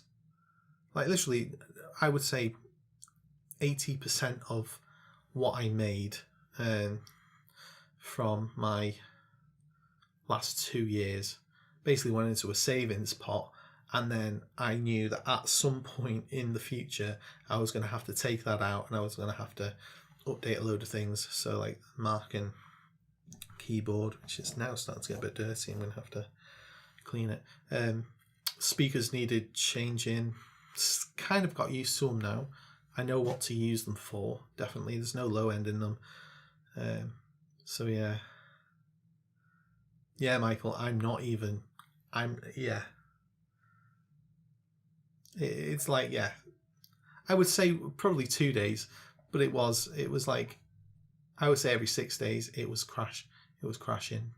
bad style, to the point where I would have to do a system restore probably once every 6 days. It was at least once a week. That's not an exaggeration. Yeah, generally I don't lie about things like that. I think everyone lies, but generally I don't. I tell a lie. Yesterday, I caught myself out. It was because I was extremely tired. I was really, really tired. Like I say, generally, I do not lie. And I definitely don't lie in a big way if I do. It's usually I'm tired or whatever, or I'm feeling vulnerable, just like anybody, really. But we had a shopping delivery from a very famous UK-ish based company called Asda. The guy came, he gave me all of my shopping. I feel very awkward when they come because they bring them put them on the floor, essentially, these crates, and you have to pack the crates into your bag. So I'm on hands and knees in front of this fella, and he was talking about how they felt like because of the increase in people getting all of their deliveries and whatnot through the coronavirus pandemic, that it was going to be much better, and that it was, and he said it just wasn't. So he was on a shift at 11 o'clock finish on last night. And what I meant to say was my friend is in the same position where he's invested a lot of money into his work, into a music shop in my local town. And, it said 40,000, but for some reason, I didn't say music shop. I thought music shop. And what came out of my mouth was butchers. Butchers. What is even that? I don't get it. So I realised straight away that I had made an absolute goose of myself, and I had a split decision to make. Do I continue with this story or don't I? And I was that tired. I thought, sod it. I'm just going to go with this. I'm going to tell him that this butcher's, £40,000 into his thing, and he's broke even and all this blah, blah, blah, blah, blah, blah, blah. It was all true, but it wasn't about a butcher's. I think in my local town's like tiny, so I don't know how a butcher's would be able to make £40,000. Never mind, maybe £40,000 a year, but not to invest to grow a business. What do you do? I'm a multi-million butcher. Way-based, small rural town in North Wales. Yeah, it's not good. It's not good at all. So yeah, I waited until my other half came in. I was like, you'll never believe what kind of fib I told earlier on. She just looked at me daft, like I just smacked a chinchilla or something. I have no idea. But there we go. Even Hans Zimmer lied about reading the script. That's true. Yeah, it is true. But yeah, I think there are two types of liars, though, aren't they? I think most of the time we all kind of fall into the two categories of, is it sleep deprivation or insecurity, just general insecurity, or or just insecurity, full stop. I was definitely feeling very insecure on my hands and knees in front of this fella at 9:15 at night. I did not want to have to explain that I just made a pillock of myself, and I instantly was like, I'm never going to see this guy again. I mean, he could go and tell the whole of Wales now that my town has the most thriving butchers in the entire country, maybe even in the entire nation. I doubt that's going to happen. But if I get a knock on the door, I'll hold my hands up and say, I was very, very tired. I was very, very tired that night, and I apologise. I apologise so much. So, yeah, we'll see. Fun story, though. Fun story. Right. Shall I jump into doing some more songwriting, music writing, whatever it may be? Dun, dun, dun, dun. Because we haven't done much.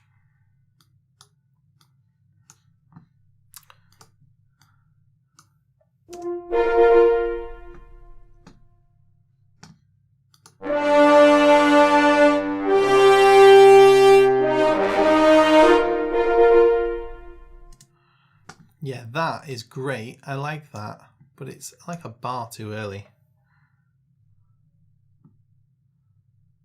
Uh,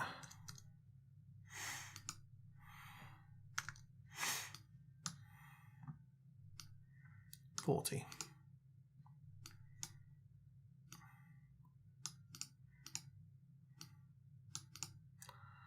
Maybe even like, yeah, don't know. So what we've got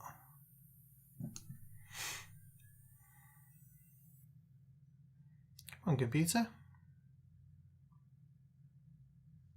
There we go. Because I've been talking for a little while. Computer didn't want to do anything then.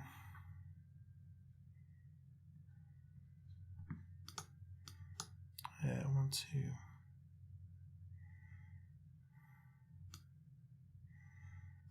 Let's go up to there.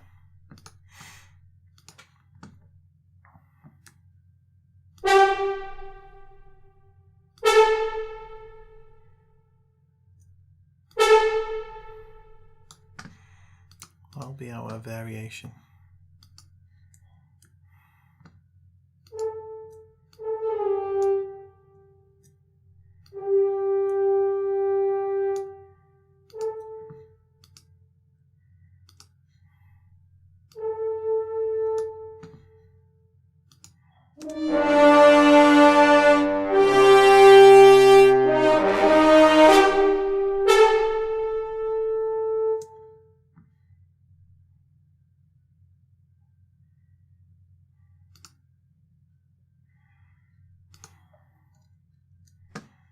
Yeah, there we are.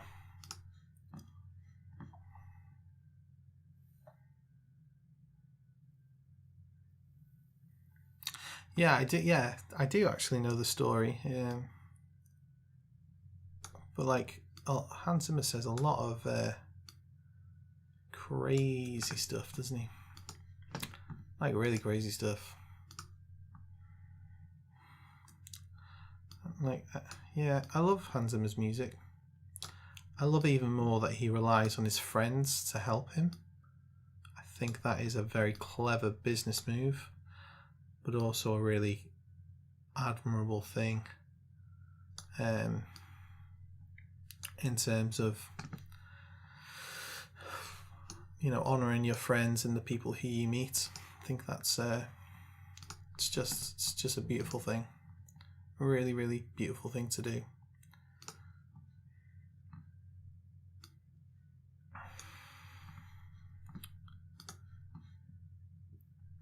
I don't agree with necessarily what he said regarding the Spitfire thing. That was a bit much, really.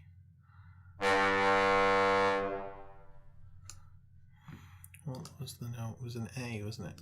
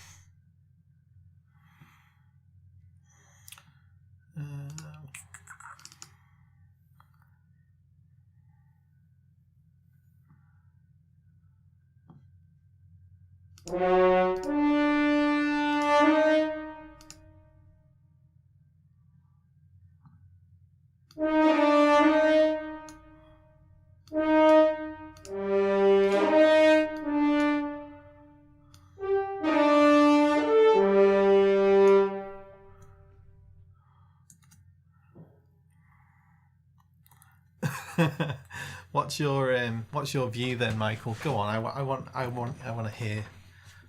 I don't think it's going to be much different to anybody else's, to be honest.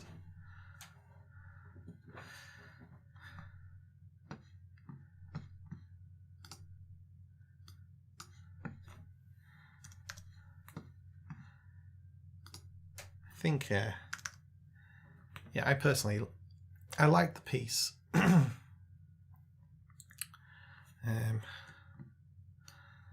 guy was very clever.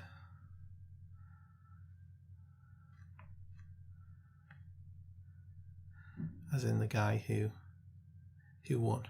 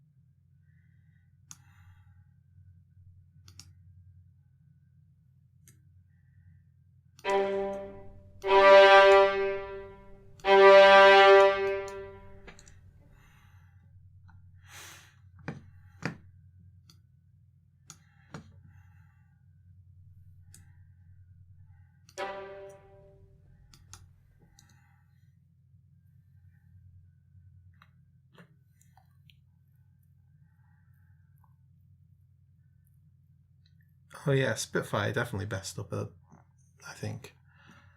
To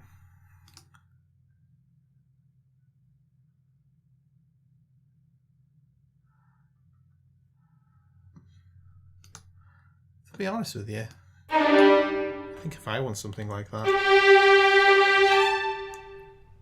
I would be cocky too. I don't know if it's cocky to be proud about winning something.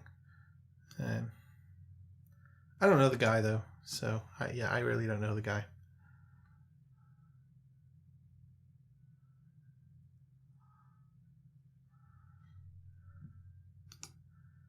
I'm just gonna do this the lazy way. There you go.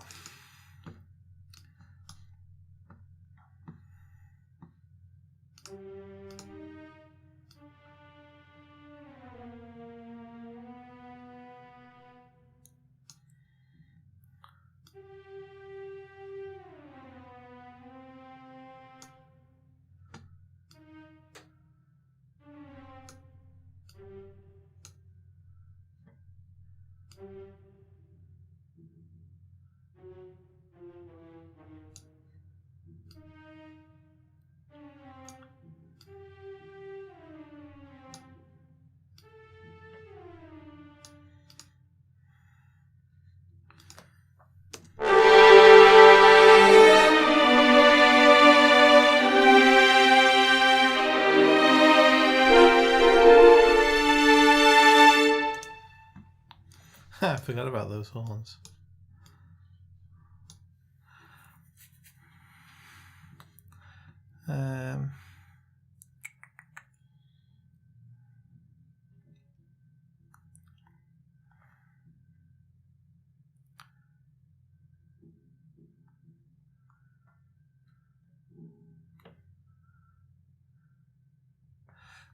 You're entitled to your opinion, man. That's absolutely fine.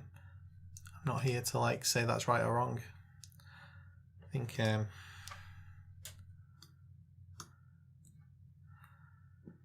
think it's quite admirable, to be honest, that you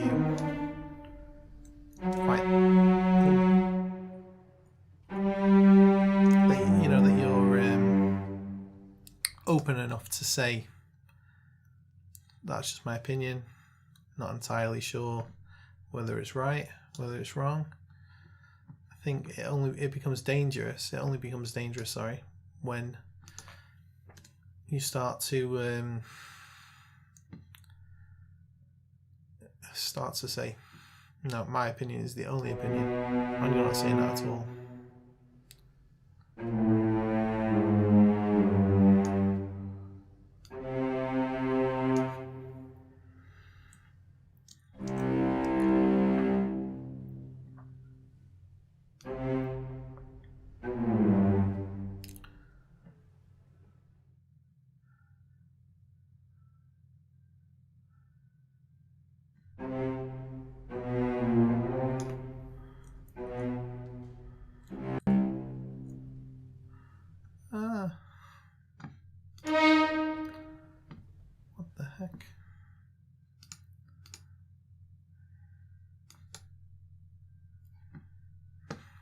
Come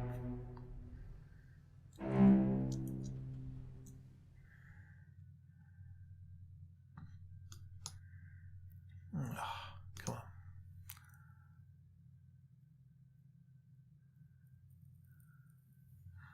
Yeah, quite right. Quite right too. It's I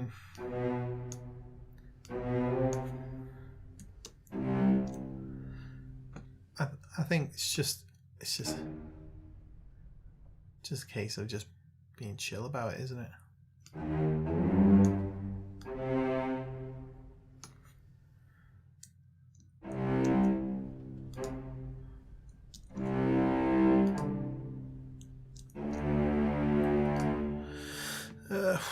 What was the last chord?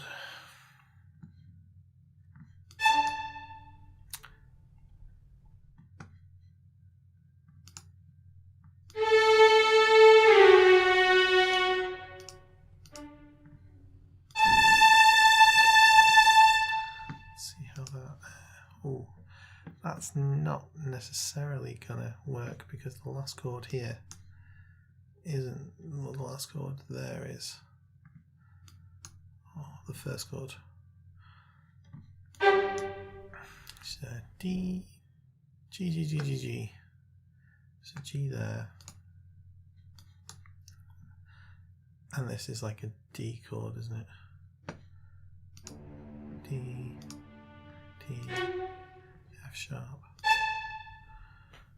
A. Yeah.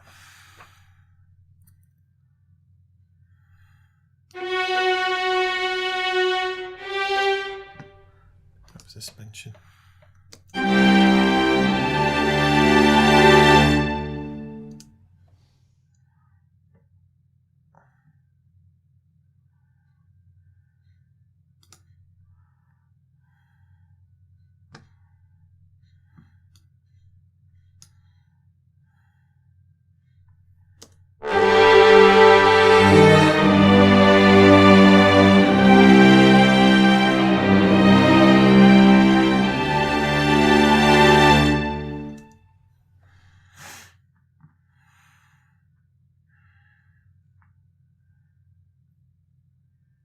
Cool.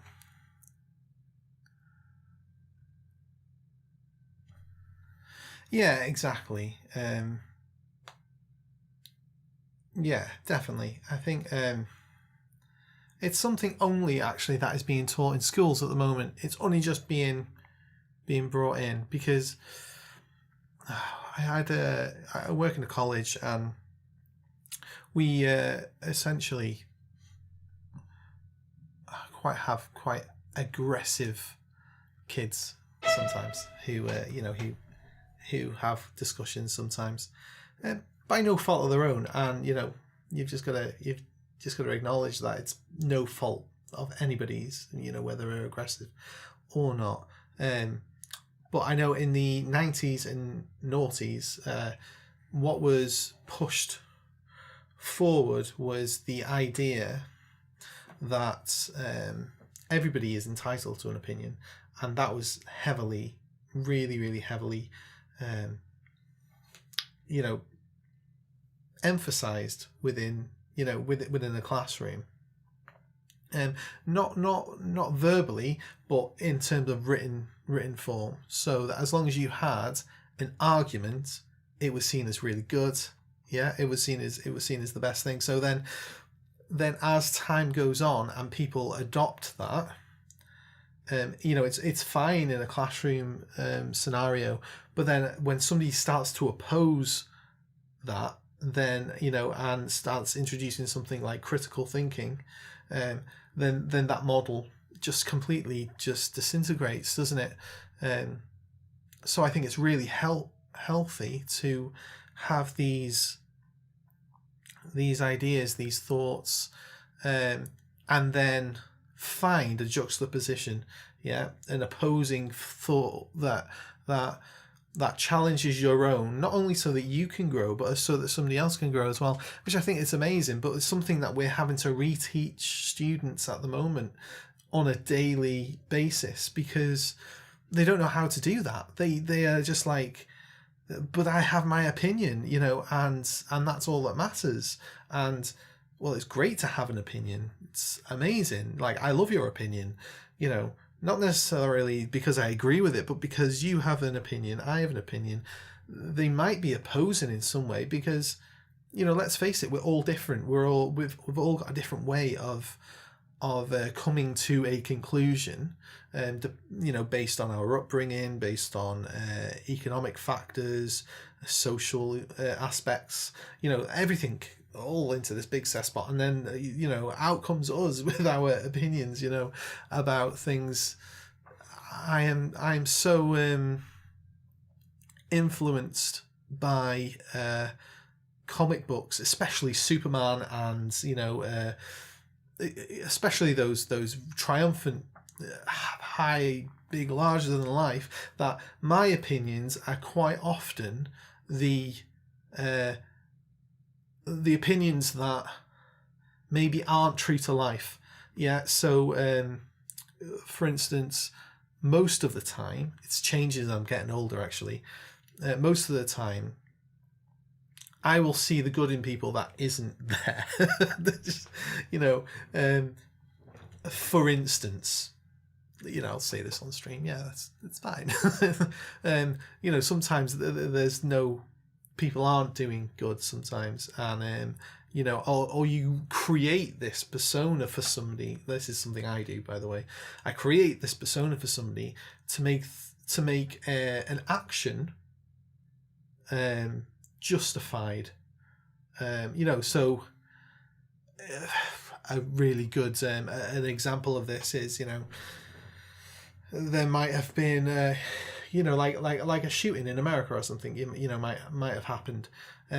My brain naturally goes to, wow, what would that person have been going through, you know, like mentally and whatnot, you know, to lead themselves to a person like that, you know, to murder a person or something like that. And all of a sudden I'm creating this thing in my head that is thing. Somebody else could turn around and they would say, you know, from a completely different background, and see that, oh no, okay, that was intentional. Yeah, obviously I know it was intentional, but you know, that some people just don't go out and do stuff like that, do they? But you know, we all have a bias, I think, and it's understanding where that bias is and adapting to find the median, and that's something that we all struggle with, isn't it? So yeah, awesome. Yeah, the strings are great. They're just BBC SO strings, actually. I've not done anything to them. Or have I? No, I have done something to them. I am a complete and utter liar. I'll show you what I've done to them. Are they solo? Or are they solo strings? Oh, no, the BBC SO strings. Definitely, yeah. So, on my BBC SO strings... Oh, no, I've done nothing. Whoa! This is just how they sound. Yeah, interesting. So, sorry. I'm just catching up because I talk a lot. People just others based on their opinions, and they could establish a wrong profile of that person. Definitely. I think the same whenever I try to express this thought process. They just want to crucify the person. Yeah, I completely agree. And often we are thinking in the moment, and often what we say, what we think, never coincide. You will say something, somebody else will completely interpret that something in a completely different way, and all of a sudden, you know,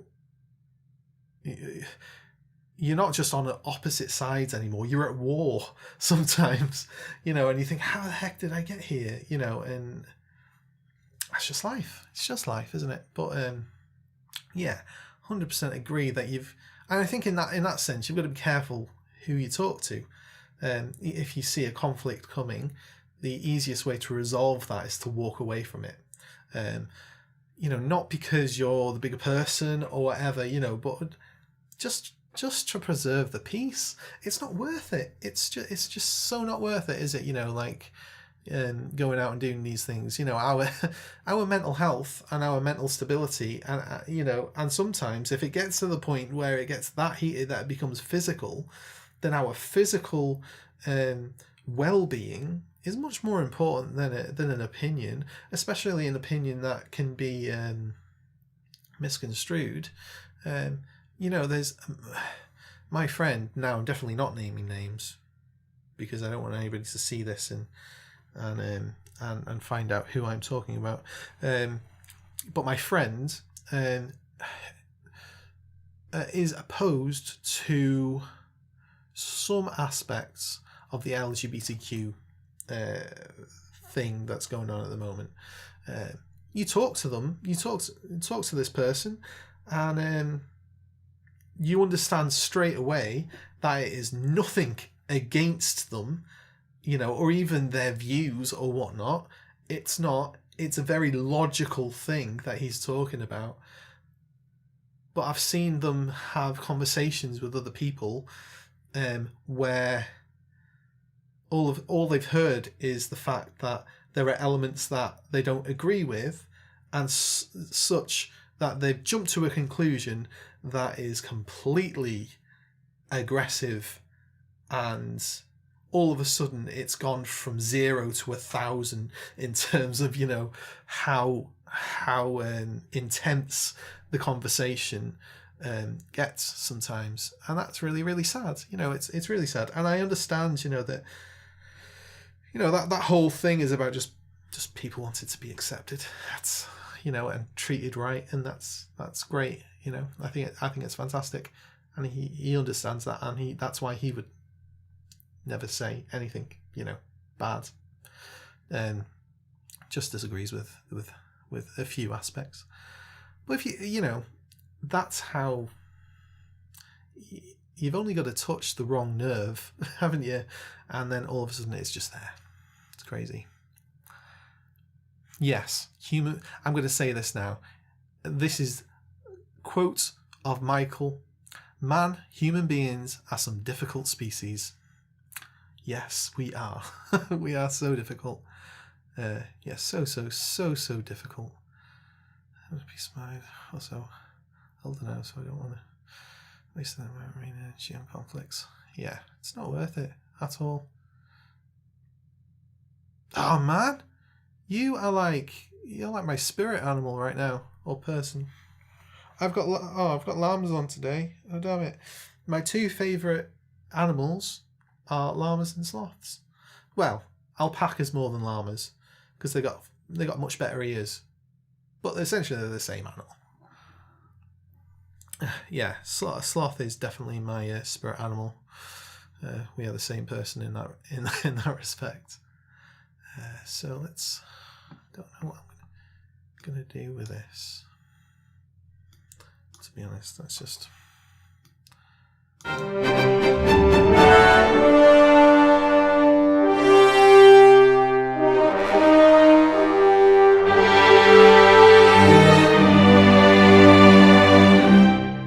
Yeah, so we need that to fade in, don't we? So each one of these needs the modulation just to fade up like this. Nice and easy. I flip between having a full screen and a little window down here just for convenience, to be honest.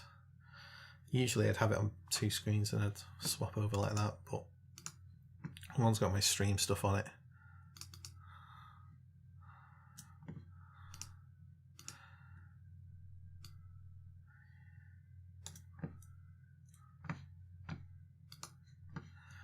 I think this part actually, when it's harmonized, sounds a tiny bit Eastern. I mean, I like that, but it's cool. Yeah, llamas are so chill. I don't know, like how. Are you familiar with the popular culture sensation of Katie Price? She used to be. Years ago, I think she started off as a topless model in a British, a very famous British newspaper. she made her way into life, you know, by who did she marry? She married Peter Andre, the singer. And me and my fiance, we went one day to Anglesey, where you could have a sloth, an alpaca experience, a day with alpacas, take them for a walk and everything. We actually had 2 alpacas that were owned by Katie Price that we were able to take around because she couldn't look after them anymore. It's like one of my only claims to fame. My other claim to fame is probably that I met Dick and Dom when I was 12. Dick and Dom in the bungalow. That's a very British thing again. They were like kids presenters essentially.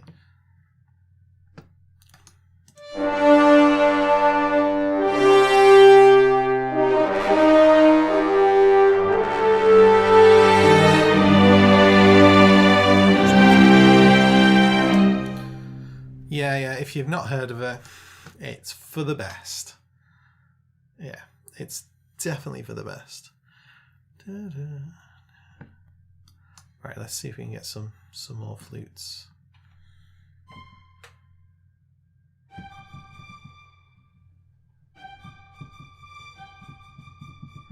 It's sounding so Eastern though, this. Because I've gone all orchestral on it, so... You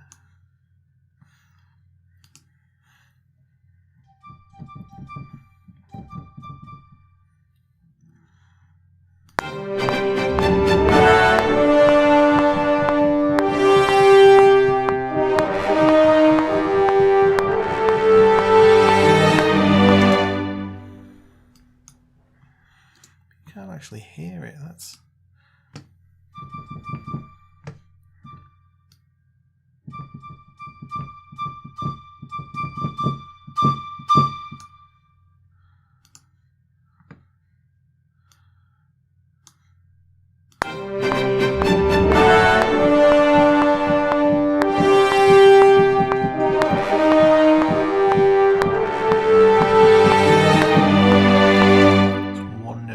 Still couldn't hear.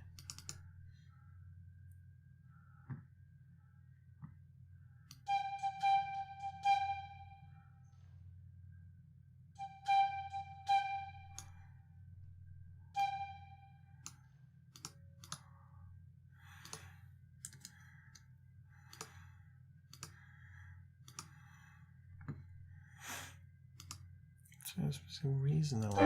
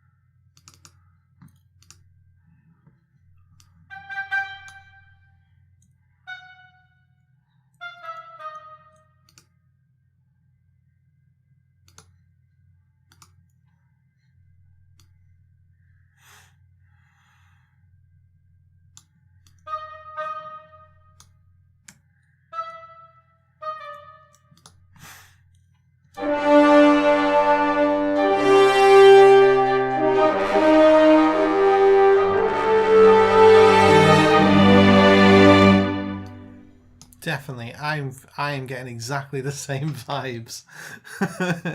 This piece may not turn out as it was because I really like it. That's the thing. Like, I might just have to like I'll finish this section off and I'll be like, hey, it's turned into like this pharaoh-y kind of thing. Is that okay? Funny. Right. also thinking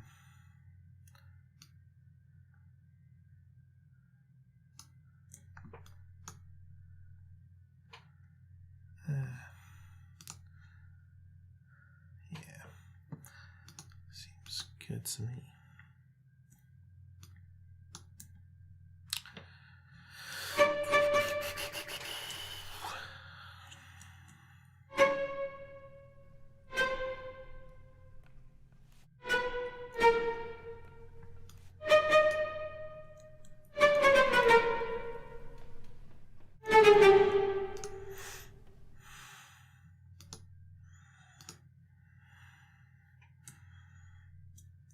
Hoping that this will actually pull it a little bit out of where it is.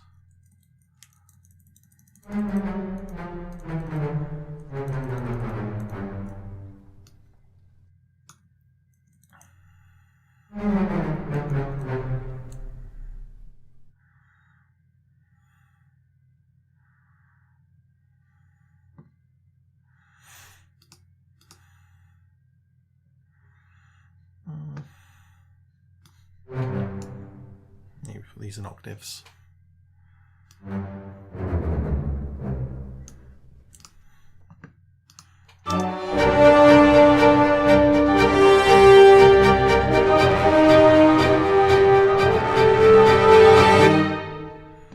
Oops, daisy.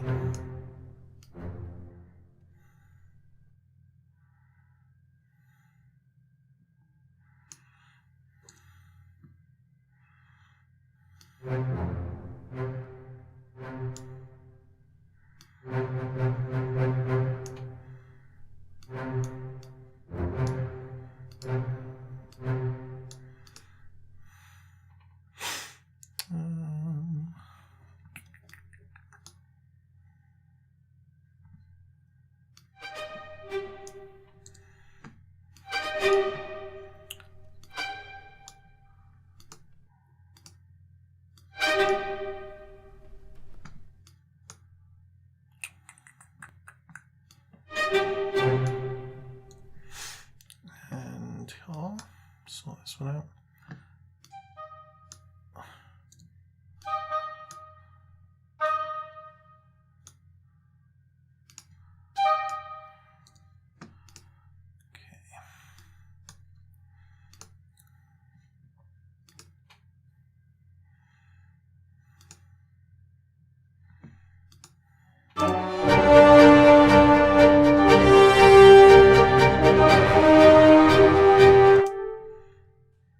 Yeah, it's the wrong harmony.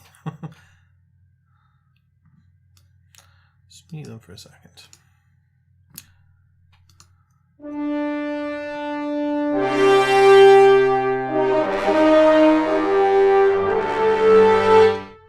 yeah, okay. So look what the trombone's doing it. G, C, G, D. Yep, definitely wrong. Completely forgot that's what I played.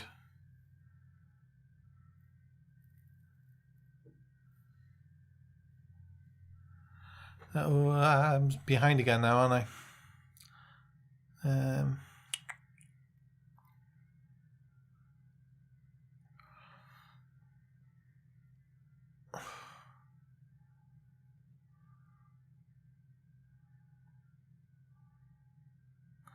D strings beginning sounds like it's in harmonic minor. So let's get the guitar. It's in C.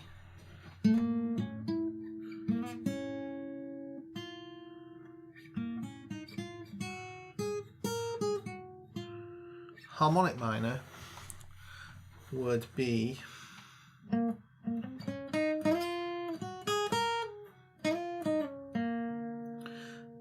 something like that, but it's kind of, it's got this A natural in there, okay?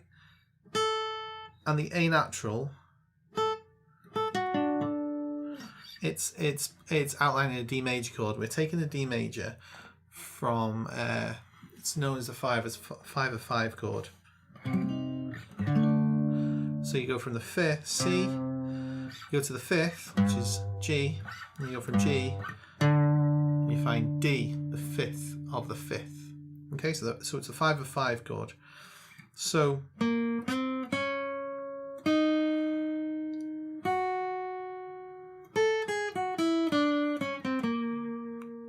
yeah, so you got that sound. Oh, no. So you've got that. So it's not necessarily the melodic minor. It would be in terms of in terms of that, but because we're going to D major, it pushes it towards a different one, which I think Phrygian. Where's my book? Is my book on here? Scales and modes. Let's have a look at C Phrygian. So yeah, melodic minor, C, D, E flat, F, G, A natural, B and C. So that's it in terms of just general.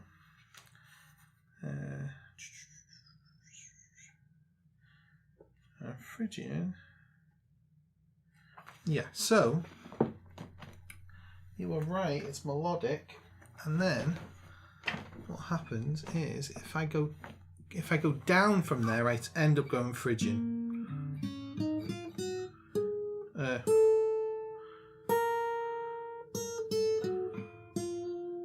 And then, so instead of going, I then end up having to go.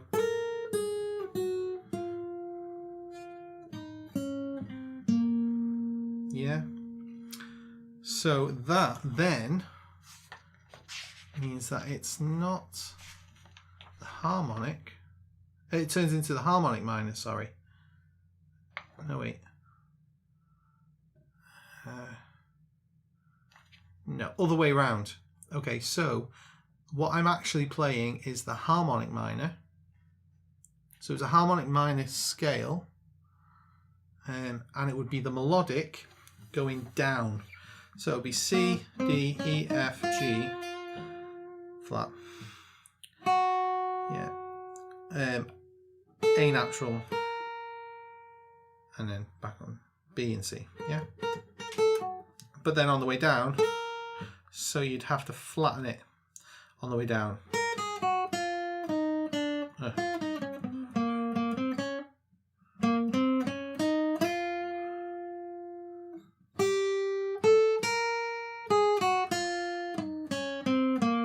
There we go. So it's just melodic and harmonic.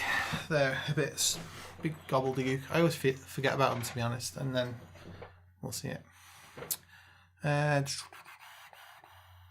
Hope that clears it up anyway. Melodic and harmonic minor are a bit skew-if. I always remember that melodic is that you flatten on the way down, sharpen on the way up. But you start with a typical minor Dorian, and then it alters from there. Which C Dorian would be C, D, E flat, F natural, G, A flat, B flat, C, both ways. And then you'd sharpen the top notes, the 6 and 7, and then you flatten them on the way down for the harmonic, the melodic, sorry. Oh, it's crazy. Sorry, Pinky Poo. It's nice to see you again. We work 40% in class, 6% in the campus cafe. Cool. I don't. it's as simple as that. So let's just make this so I can actually see it. Right, there we go. So it was first chord, correct. Second chord is C. So that's the one that goes there. This does nice split Cs. And then from there, what did it go to? Who knows? It goes to... Come on, Bones. Ah, there we go. C, and then it goes back.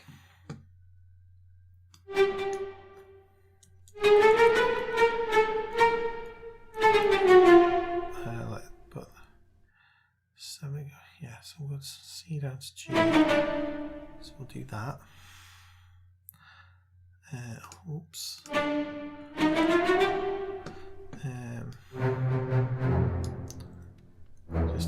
Just for variation.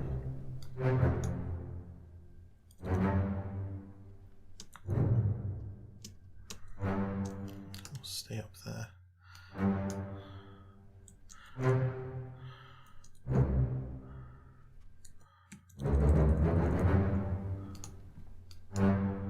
Don't need that. And this goes to D. So with D, we're going to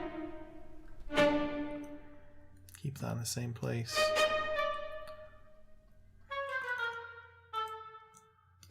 Do that.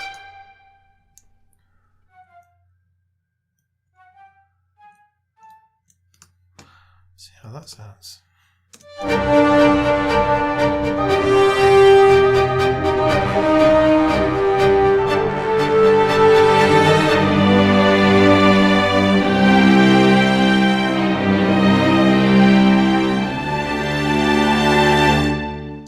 Monkus.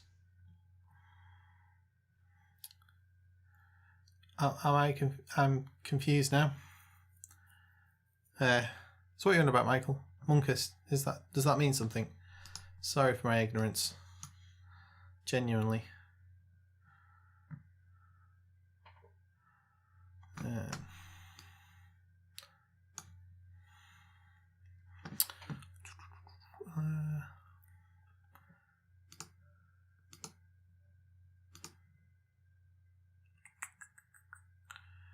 We will go for tuned. Where's tuned? Guitars.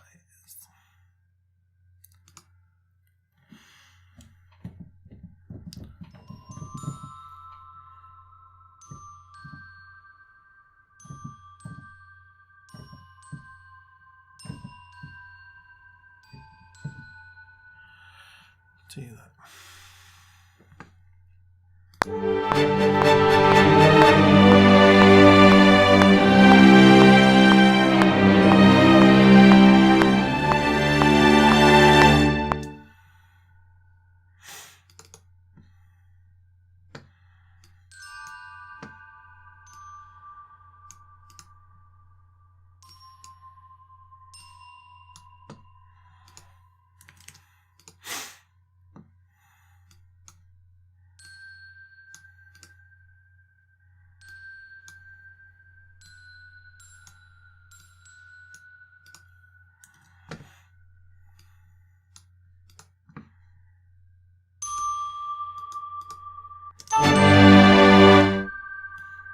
Ta-da! No.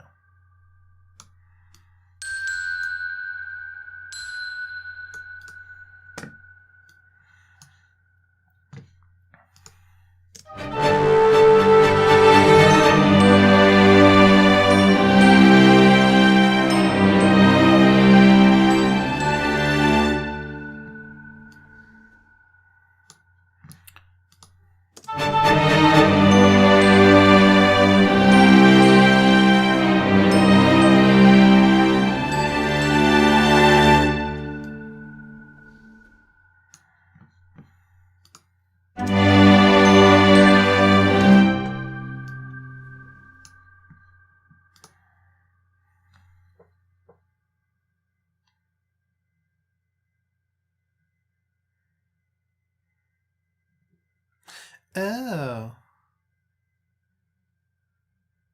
It's getting hijacked.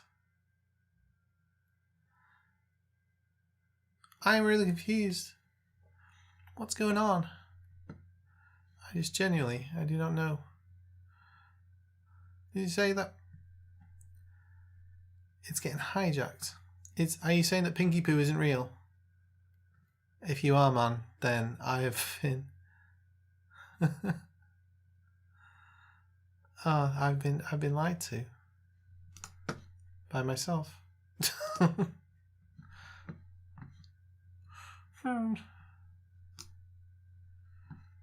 Genuinely though, like, oh, there it is. What is even?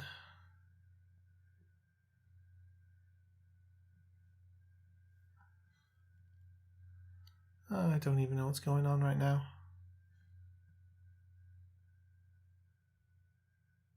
It's okay. It's okay. It's easy to confuse me, especially today.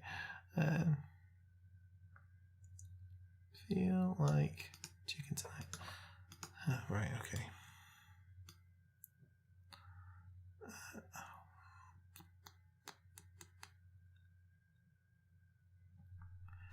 Put some tubular man.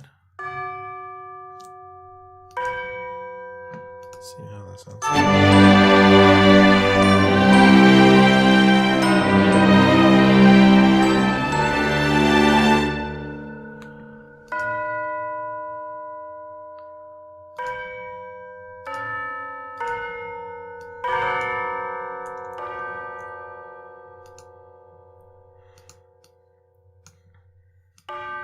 Let's invert it. Why not?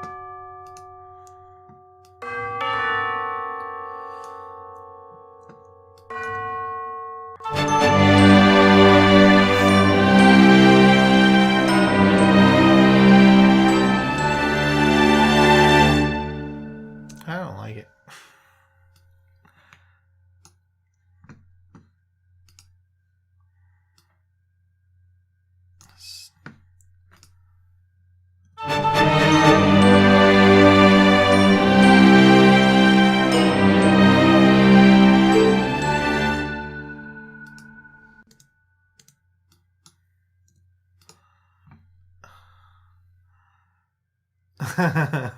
That is true.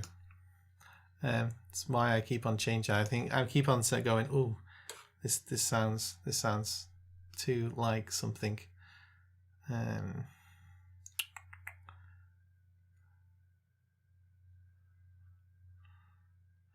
That might be really nice, actually.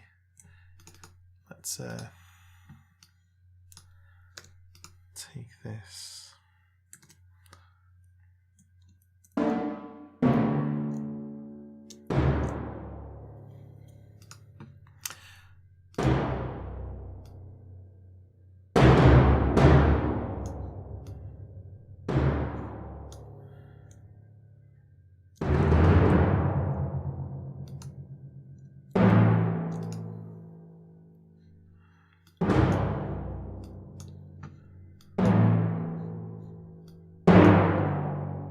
As the first symphony parts the first percussion parts in, that might be nice.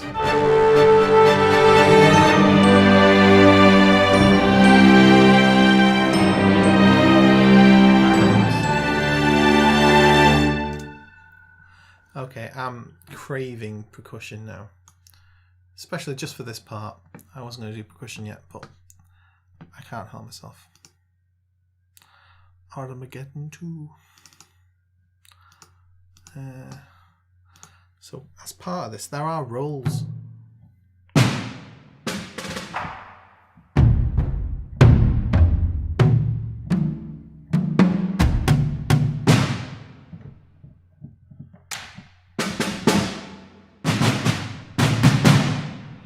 Yeah, there are rolls that I need to like explore. That's why I've just put like the basic patches that I'm aware of.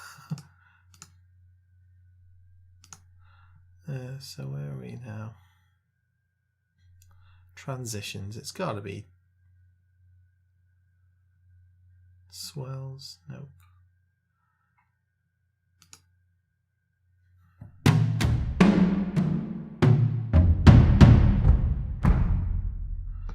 Nope.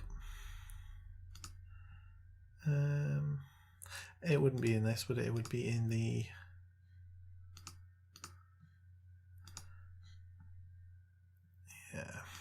got to be, not in the designer, but maybe in the loop designer. I have no idea. We're going to find this out now because I need to like start diving into damage too.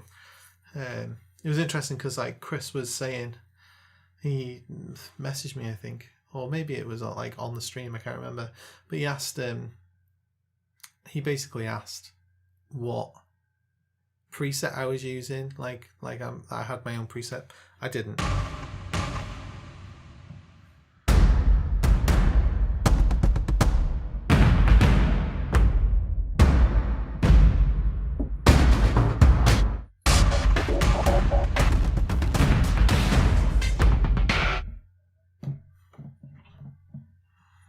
Manhattan car chase. I don't want that, I just want straight stuff. Organic cinematic.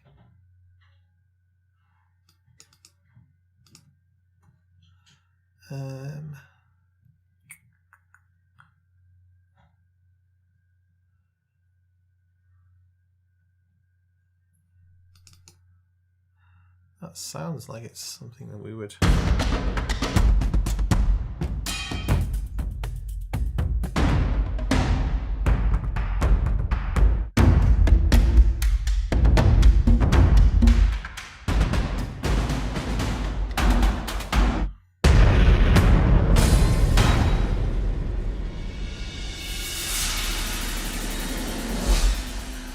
Goodness, these are amazing.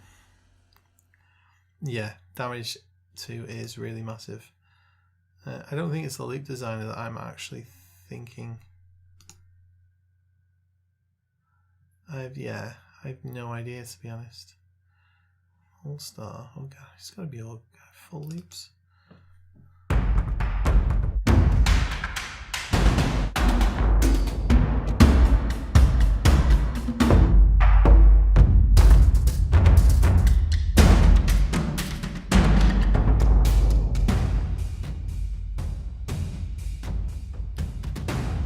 We're definitely using that though. That is exactly the sound that we need for oh.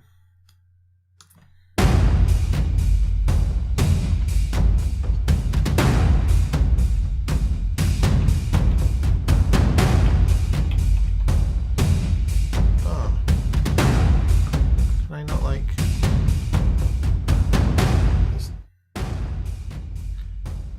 okay, right, okay. So that is essentially what I want for here though, like for it to go.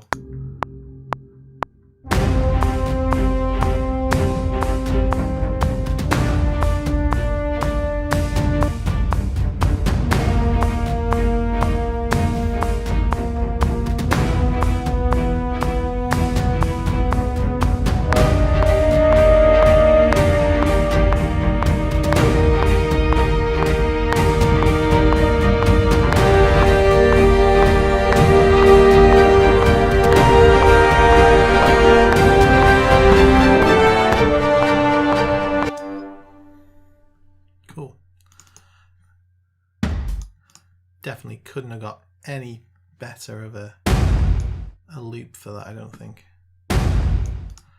We'll obviously use Armageddon 2 here, so I'll just call this loop. Go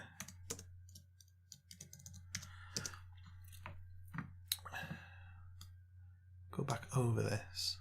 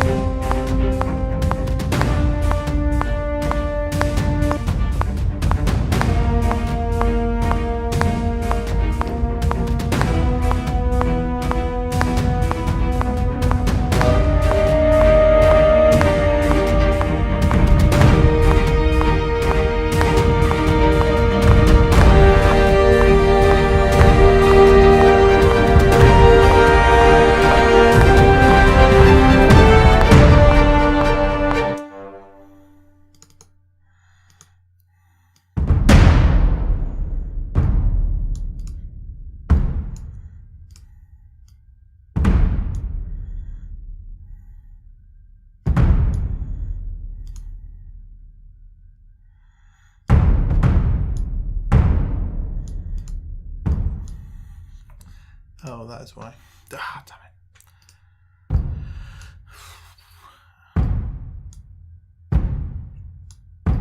I played what I thought was that completely in time, but it really wasn't, because I didn't have this button pressed. It's probably why I've probably been a bit sloppy all the way through the stream. That's my excuse, and I'm sticking to it.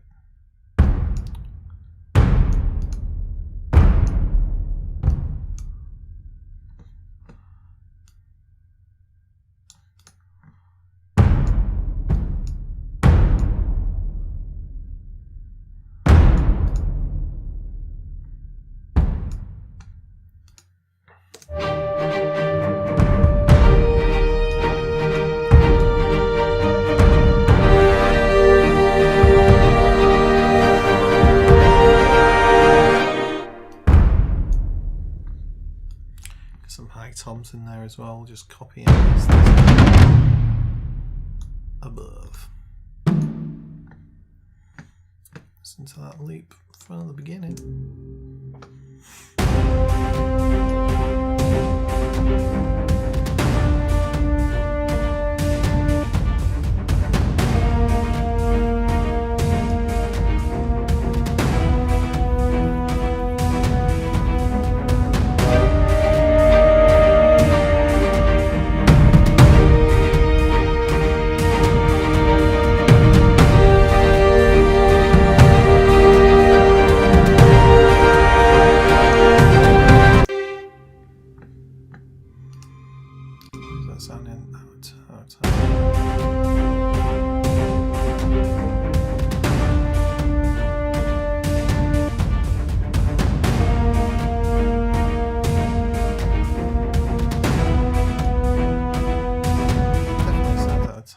Why does this sound out of time?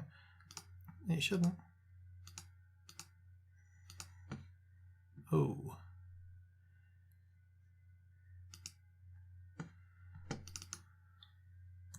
Zero.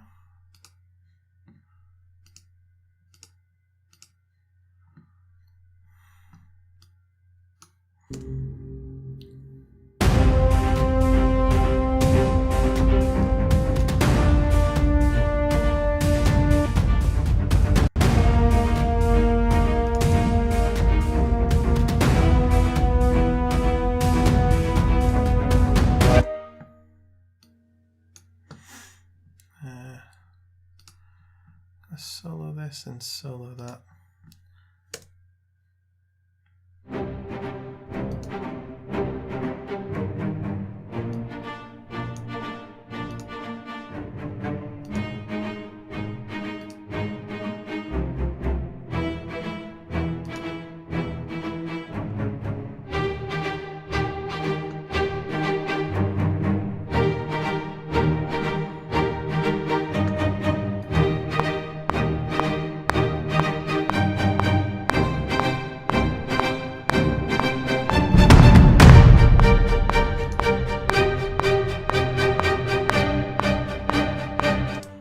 That very almost sounded very classical then.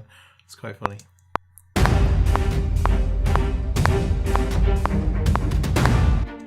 Okay, I think that loop is actually slightly out of time. I'm going to take a little look to see if it can be synced. Can it be synced? Maybe the loop is the issue. I'm hoping the loop is the issue.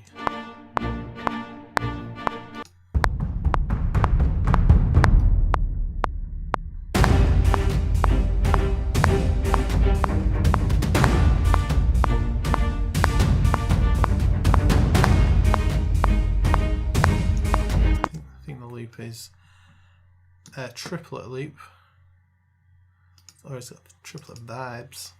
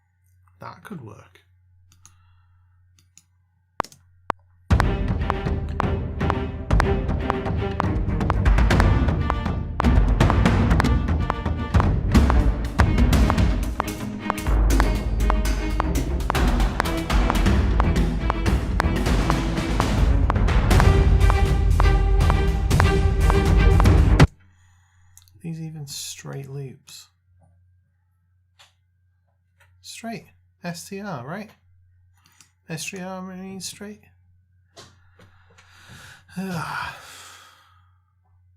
Oh wait. Let's try low loops.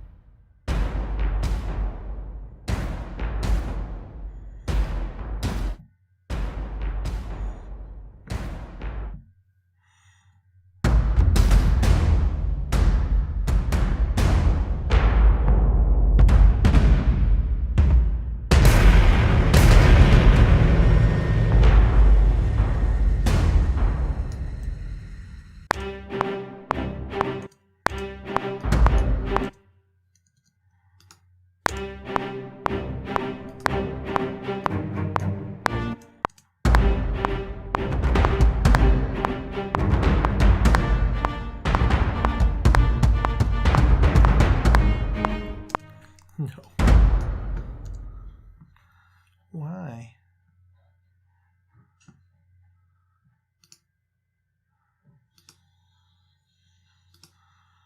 I need to like see.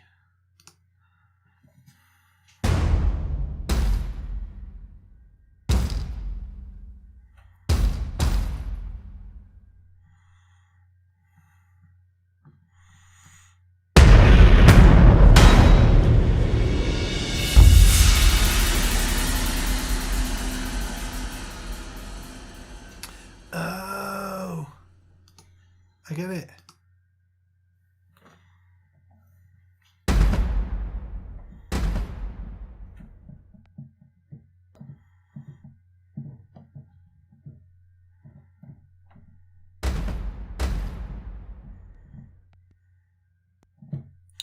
Okay.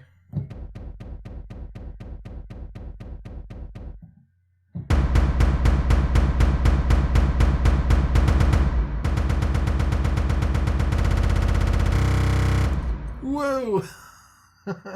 That's hilarious.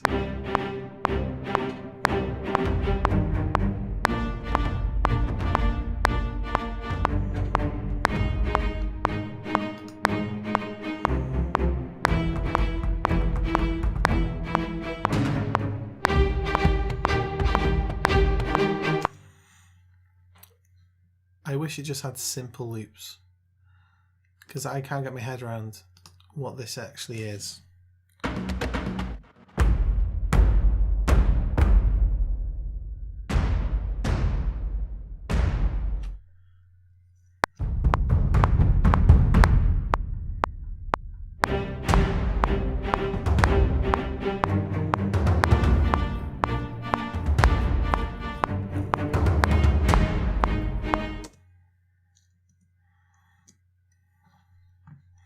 Yeah, I just don't know.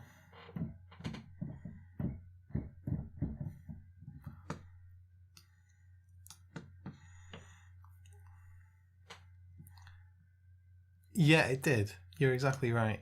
It was just I don't even get it. Just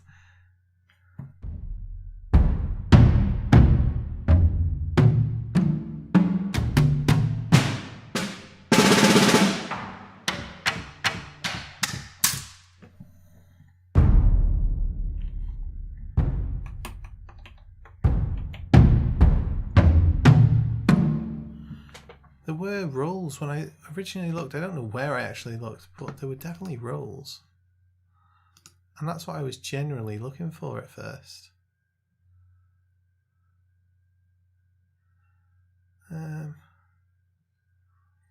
All snares before. See, all presets performance.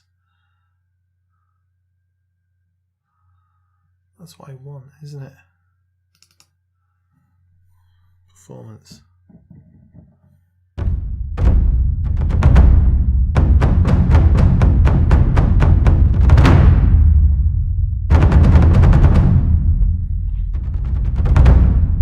That's what I wanted.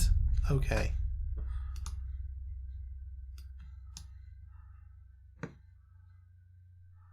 Generally, that's what I wanted.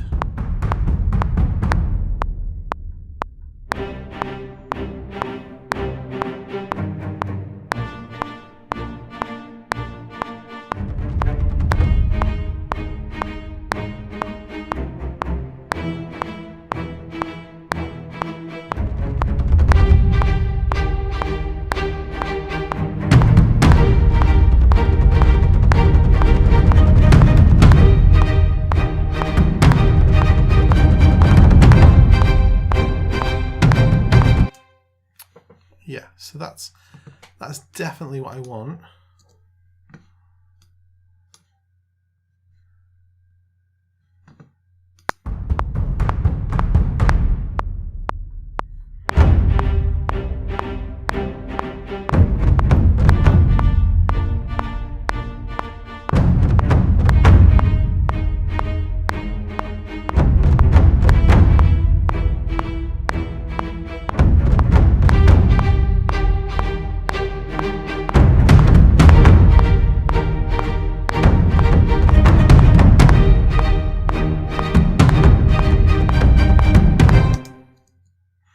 Just realised something. Okay, right, got it.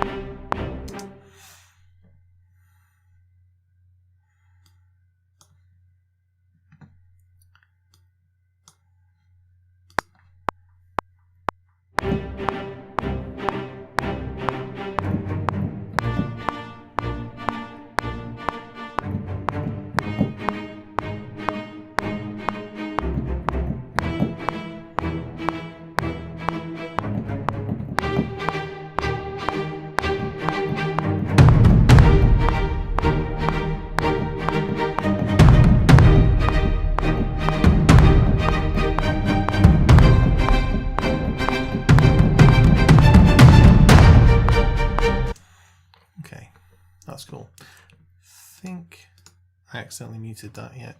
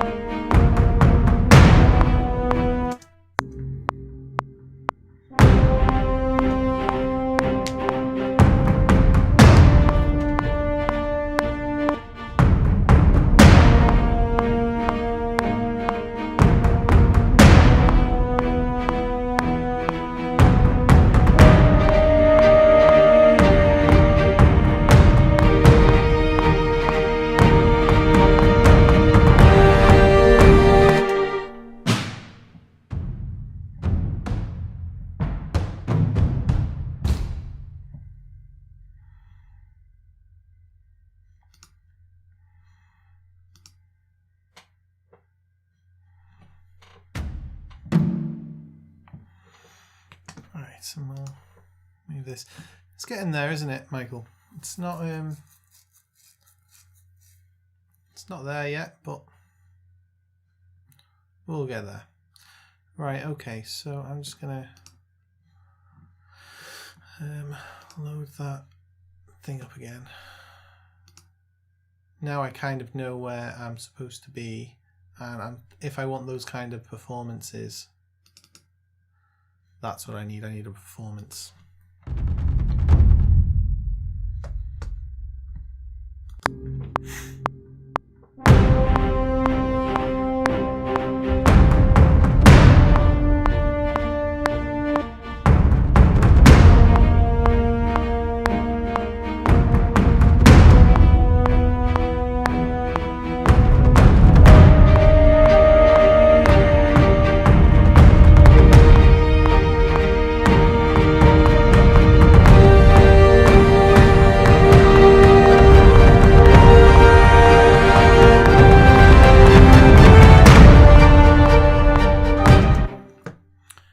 Thank you, man. Yeah. Yeah,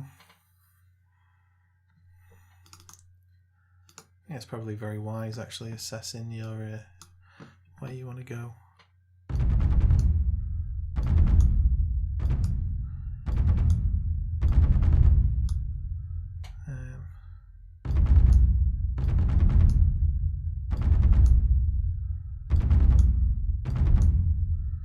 It's generally what I do as well, but a few things in here that I didn't like just towards the end. I think it's because it's so...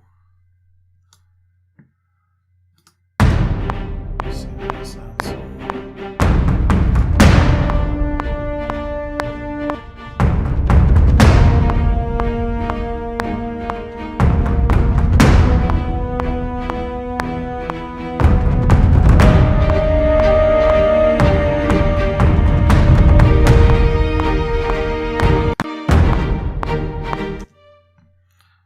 So this is where I was hearing, ah yes, that's why.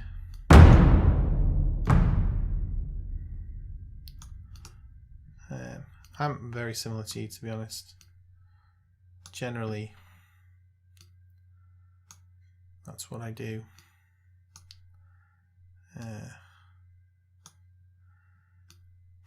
Just neaten these up a little bit because, well,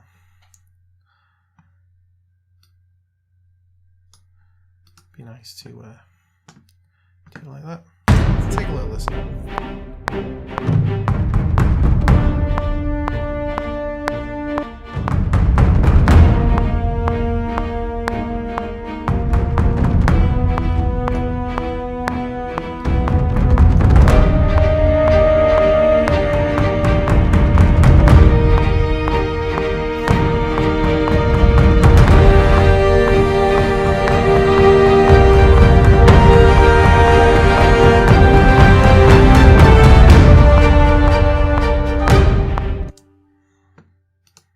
Okay, I'm happy with that. It's a bit by here though that was a bit odd.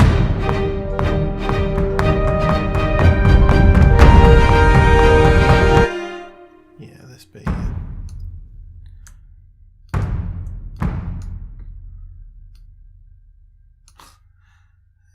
And yeah, that's probably it, you know.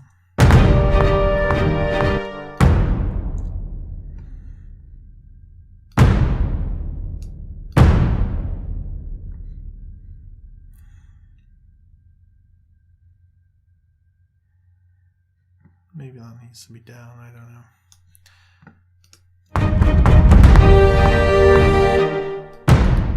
And we don't need that.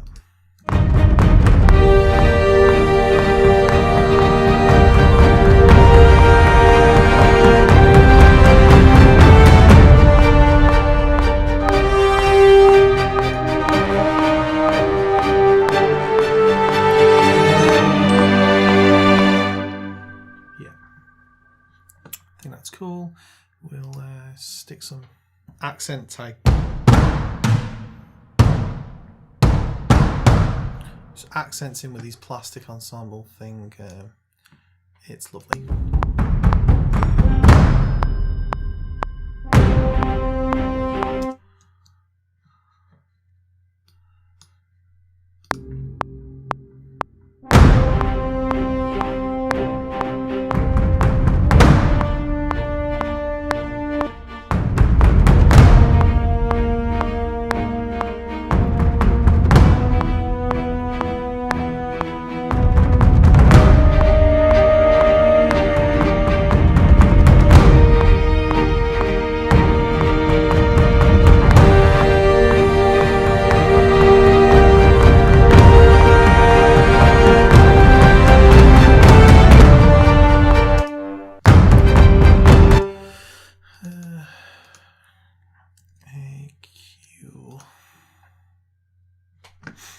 Need to be that loud though. Also with these, I need to work out where they are in the room kind of thing. So, oh my goodness, why so many? Ach no, what is wrong with this? Okay, there we go. Plastics are going to be in the back of the room.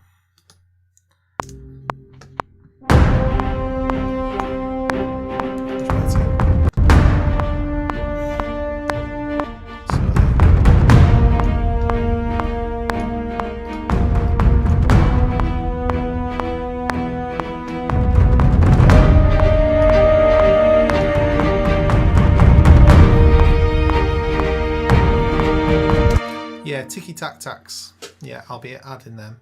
I think I've not got any. Have I got any in Armageddon 2? Maybe. Let's have a little look. So if I just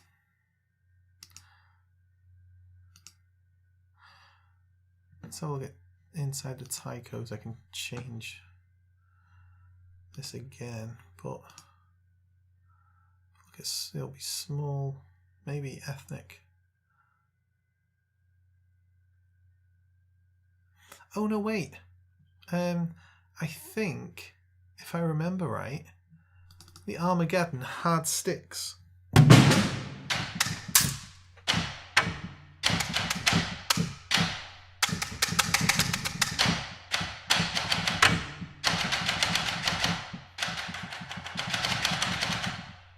That's cool. I like it. This stage thing is brilliant. I really like it. Yeah, we can stick some I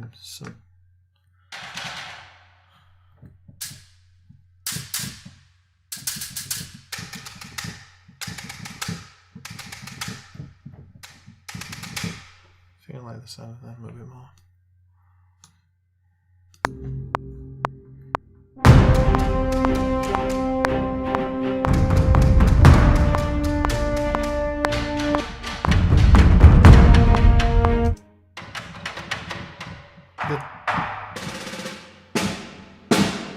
They've designed them to be for trailers, so I'm not going to use them. I will use the other Tic Tacs I've got.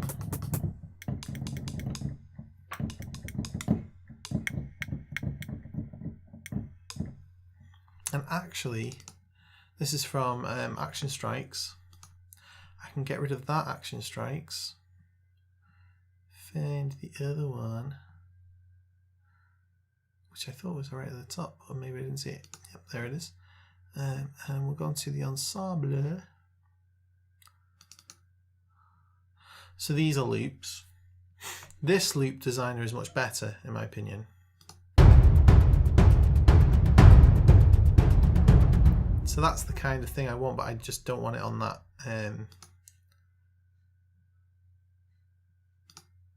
ensemble. So what I want it in Action Strikes ensemble is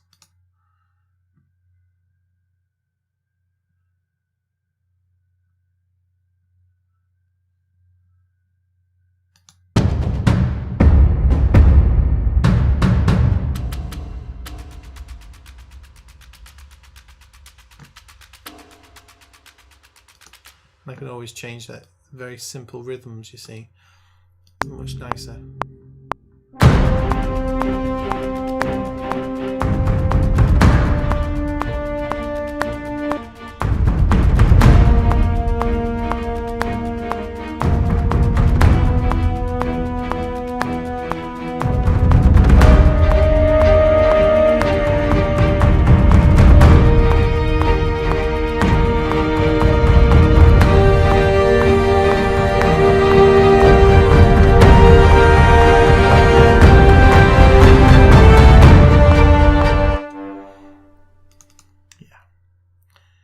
Really like that.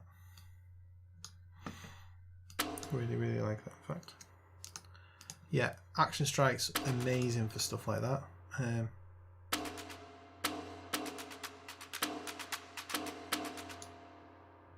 I like it.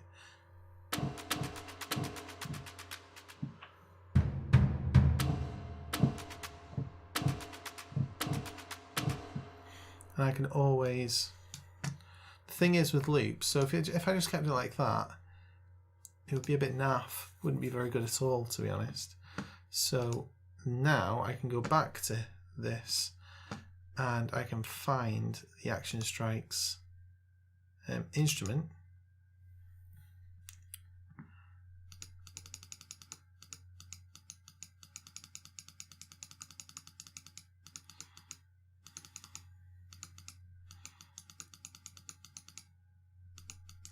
Like right at the end, if I remember right.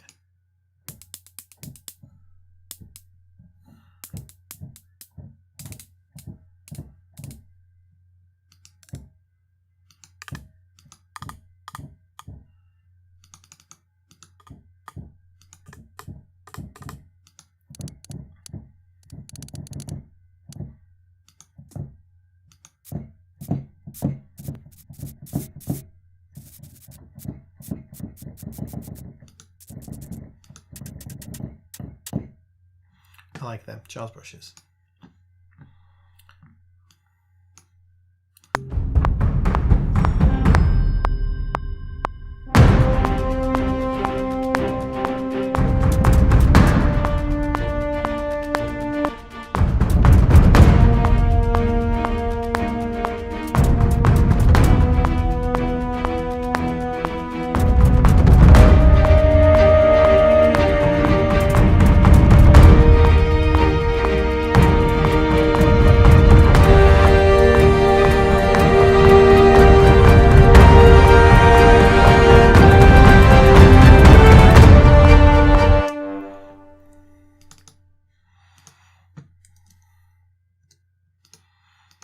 Cool.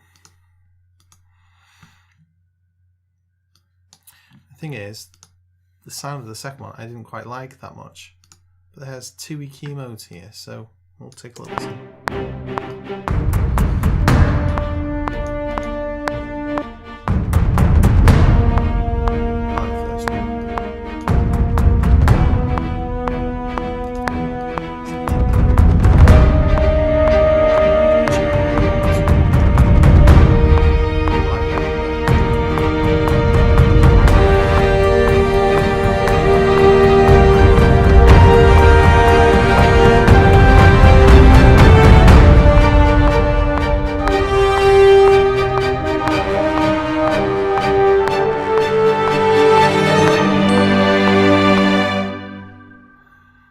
We can always bring these, so those strings have come in there, but we can also take this, see what it sounds like. I'm not sure if I'm using the same chords, to be honest.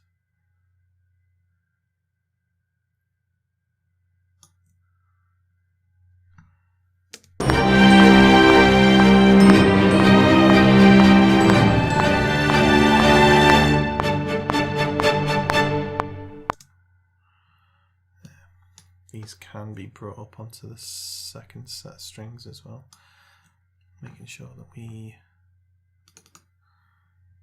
take that off.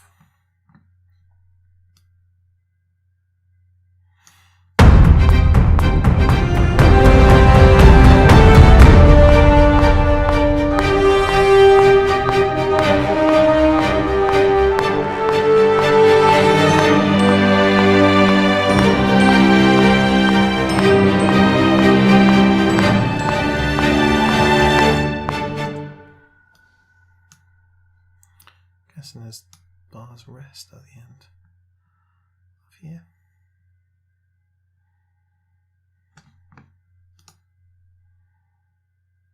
Yeah.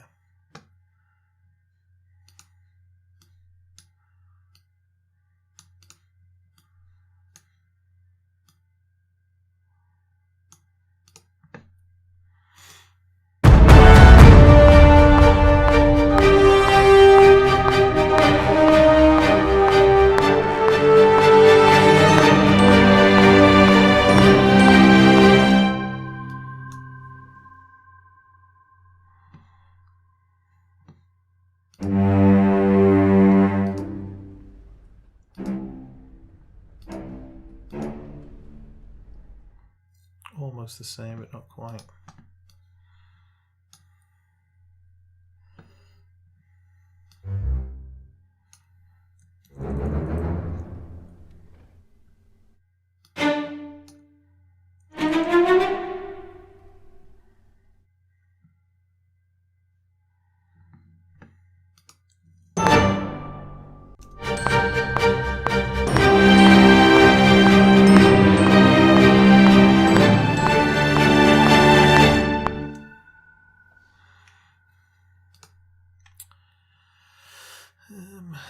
It's just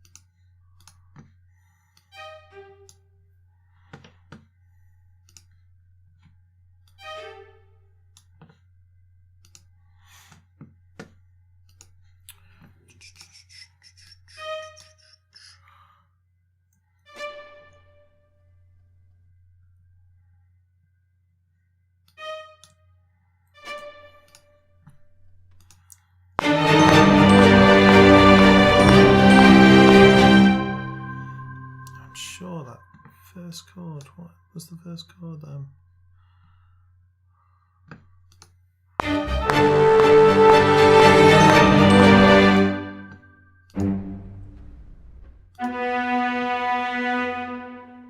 B natural. Completely didn't realise I kind of switched keys. Kind of not put. Kind of.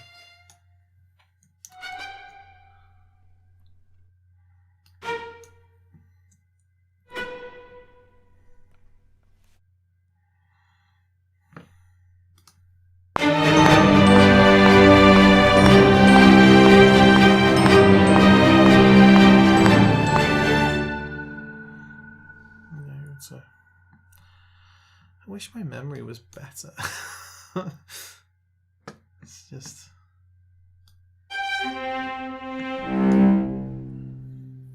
gee. Oh, I've kept it open.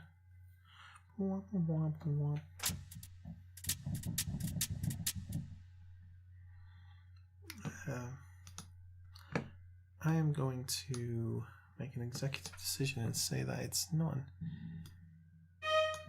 E flat, but it's an E natural.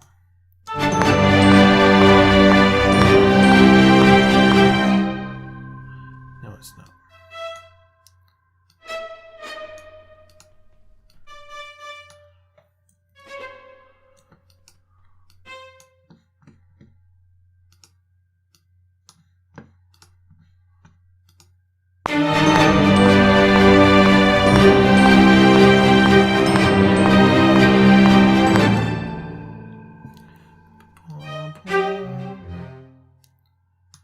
that is different.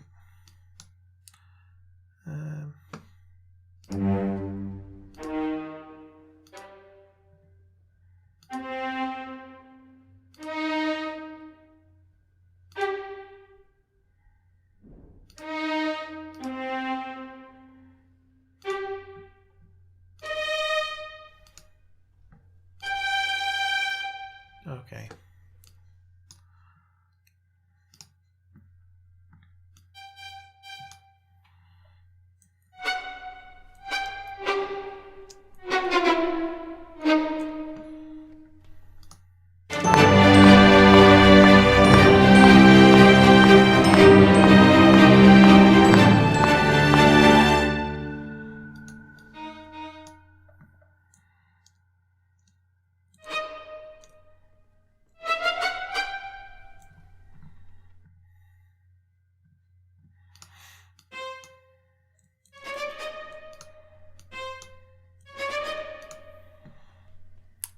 Okay, I'm happy with that.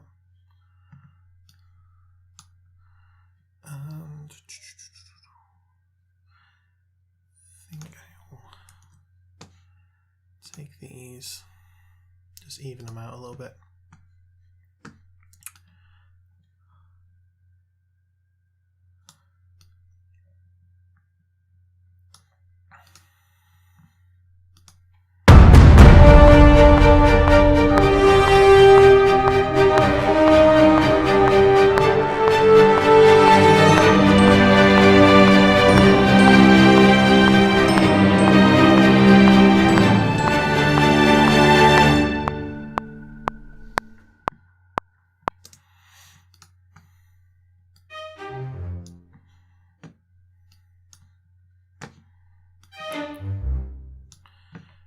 I'll just first note of each bar, just accent that. Let's make it really obvious that the chord changes. So instead of it being hugely dynamic, we can let the melody express itself a little bit more freely. And then from here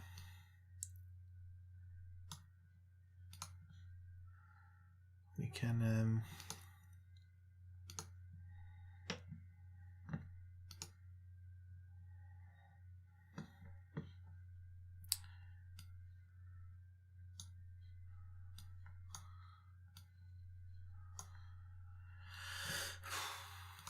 yeah, crescendo.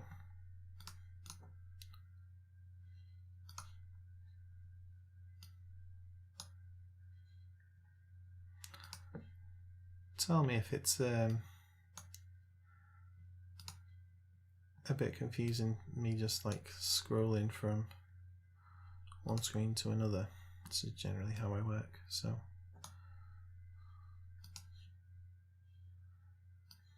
or how I used to work. Not always now, but let's see.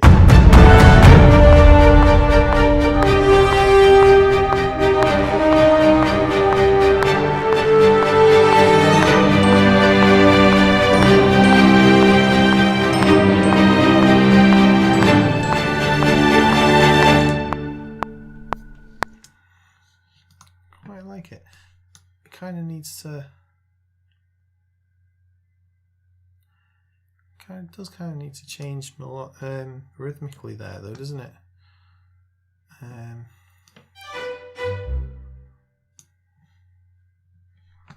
Da, da, da, da, da.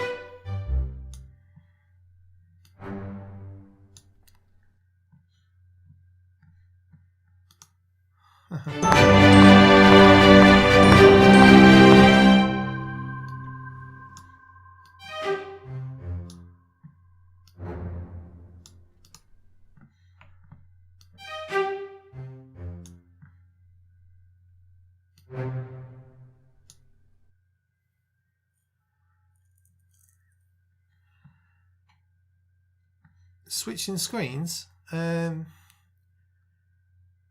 it's just it's something you can do on any of your DAWs. Just open up.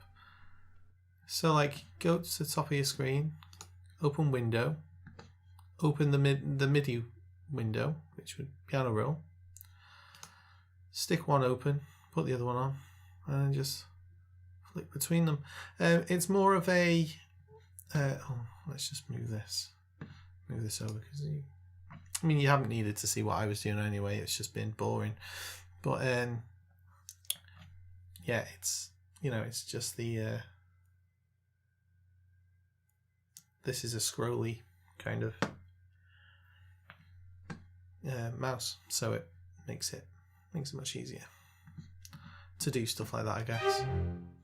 So I guess it's technically a Mac feature, but it's not really.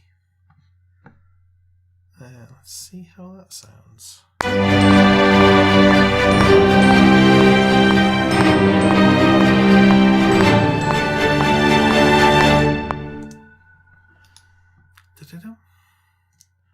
So that.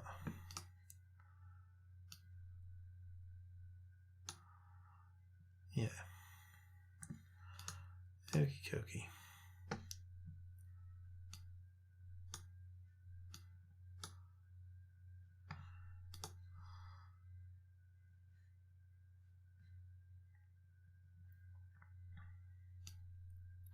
It looks fancy. It looks fancy. I've honestly never thought of it. It's like it's just a Mac feature, I guess. I didn't even consider it as not a Mac feature, because it's just a feature.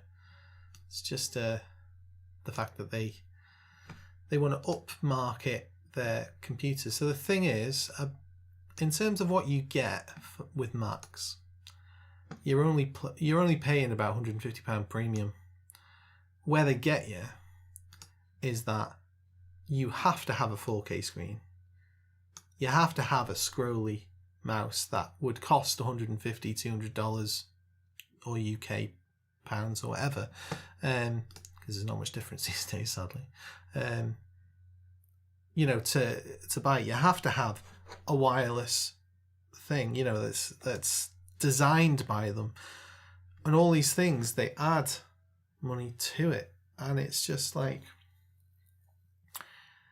that's where they get you. So actually, if you were to go out and buy a 4K monitor on its own, you'd be hard pressed to find a decent one under £500-600. You could probably do it, but you're not going to, are you? You're not going to find that. It's so there, they go, oh, 500 quid straight away, and then they go, oh, an i7. Most of them are i5 or i7, and they range between £250 and 700-800 quid plus for that. So yeah, you're already at £1,100. Then they say, okay, it needs to be an all aluminium chassis, and it's all glued in and made to look nice, and they go, oh, premium, and that's how they get you. If you looked at the same specs on, in terms of screen as well, it near enough averages itself out. Nearly. Only £100 or so in it, maybe £200. I've never been a Mac fan. I'm a Mac fan because of Logic. I love Logic. I really, really do love Logic. I'm a Logic fan. Macs are good as well, though, because of the integration. So my phone integrates with it, and it's just, that's very handy. I don't have to set anything up for it. It's useful because I don't set it up. But that's life. What's the time? 22:42. Okay. So we have been streaming for 3 hours and 40 minutes, and I'm going to call it a night there, because we've done a fair amount. We've done a fair amount of talking. Funny.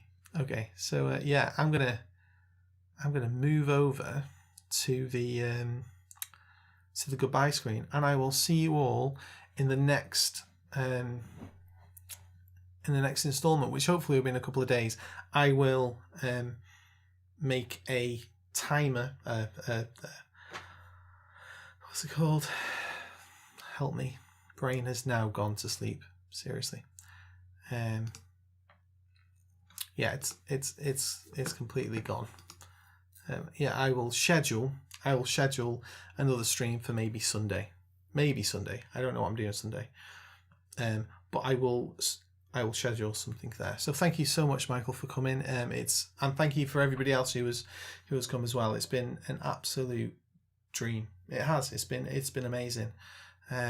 Much better than Twitch, I'm gonna say. It's been, yeah, really much better than Twitch. Just because of life. That's it, you know. Yeah, I've got this. You see this? I've got this chat screen up, but I've not seen anything on it, you know, all evening. I could have had it on the other thing as well. So let's transition over. Does it come up here?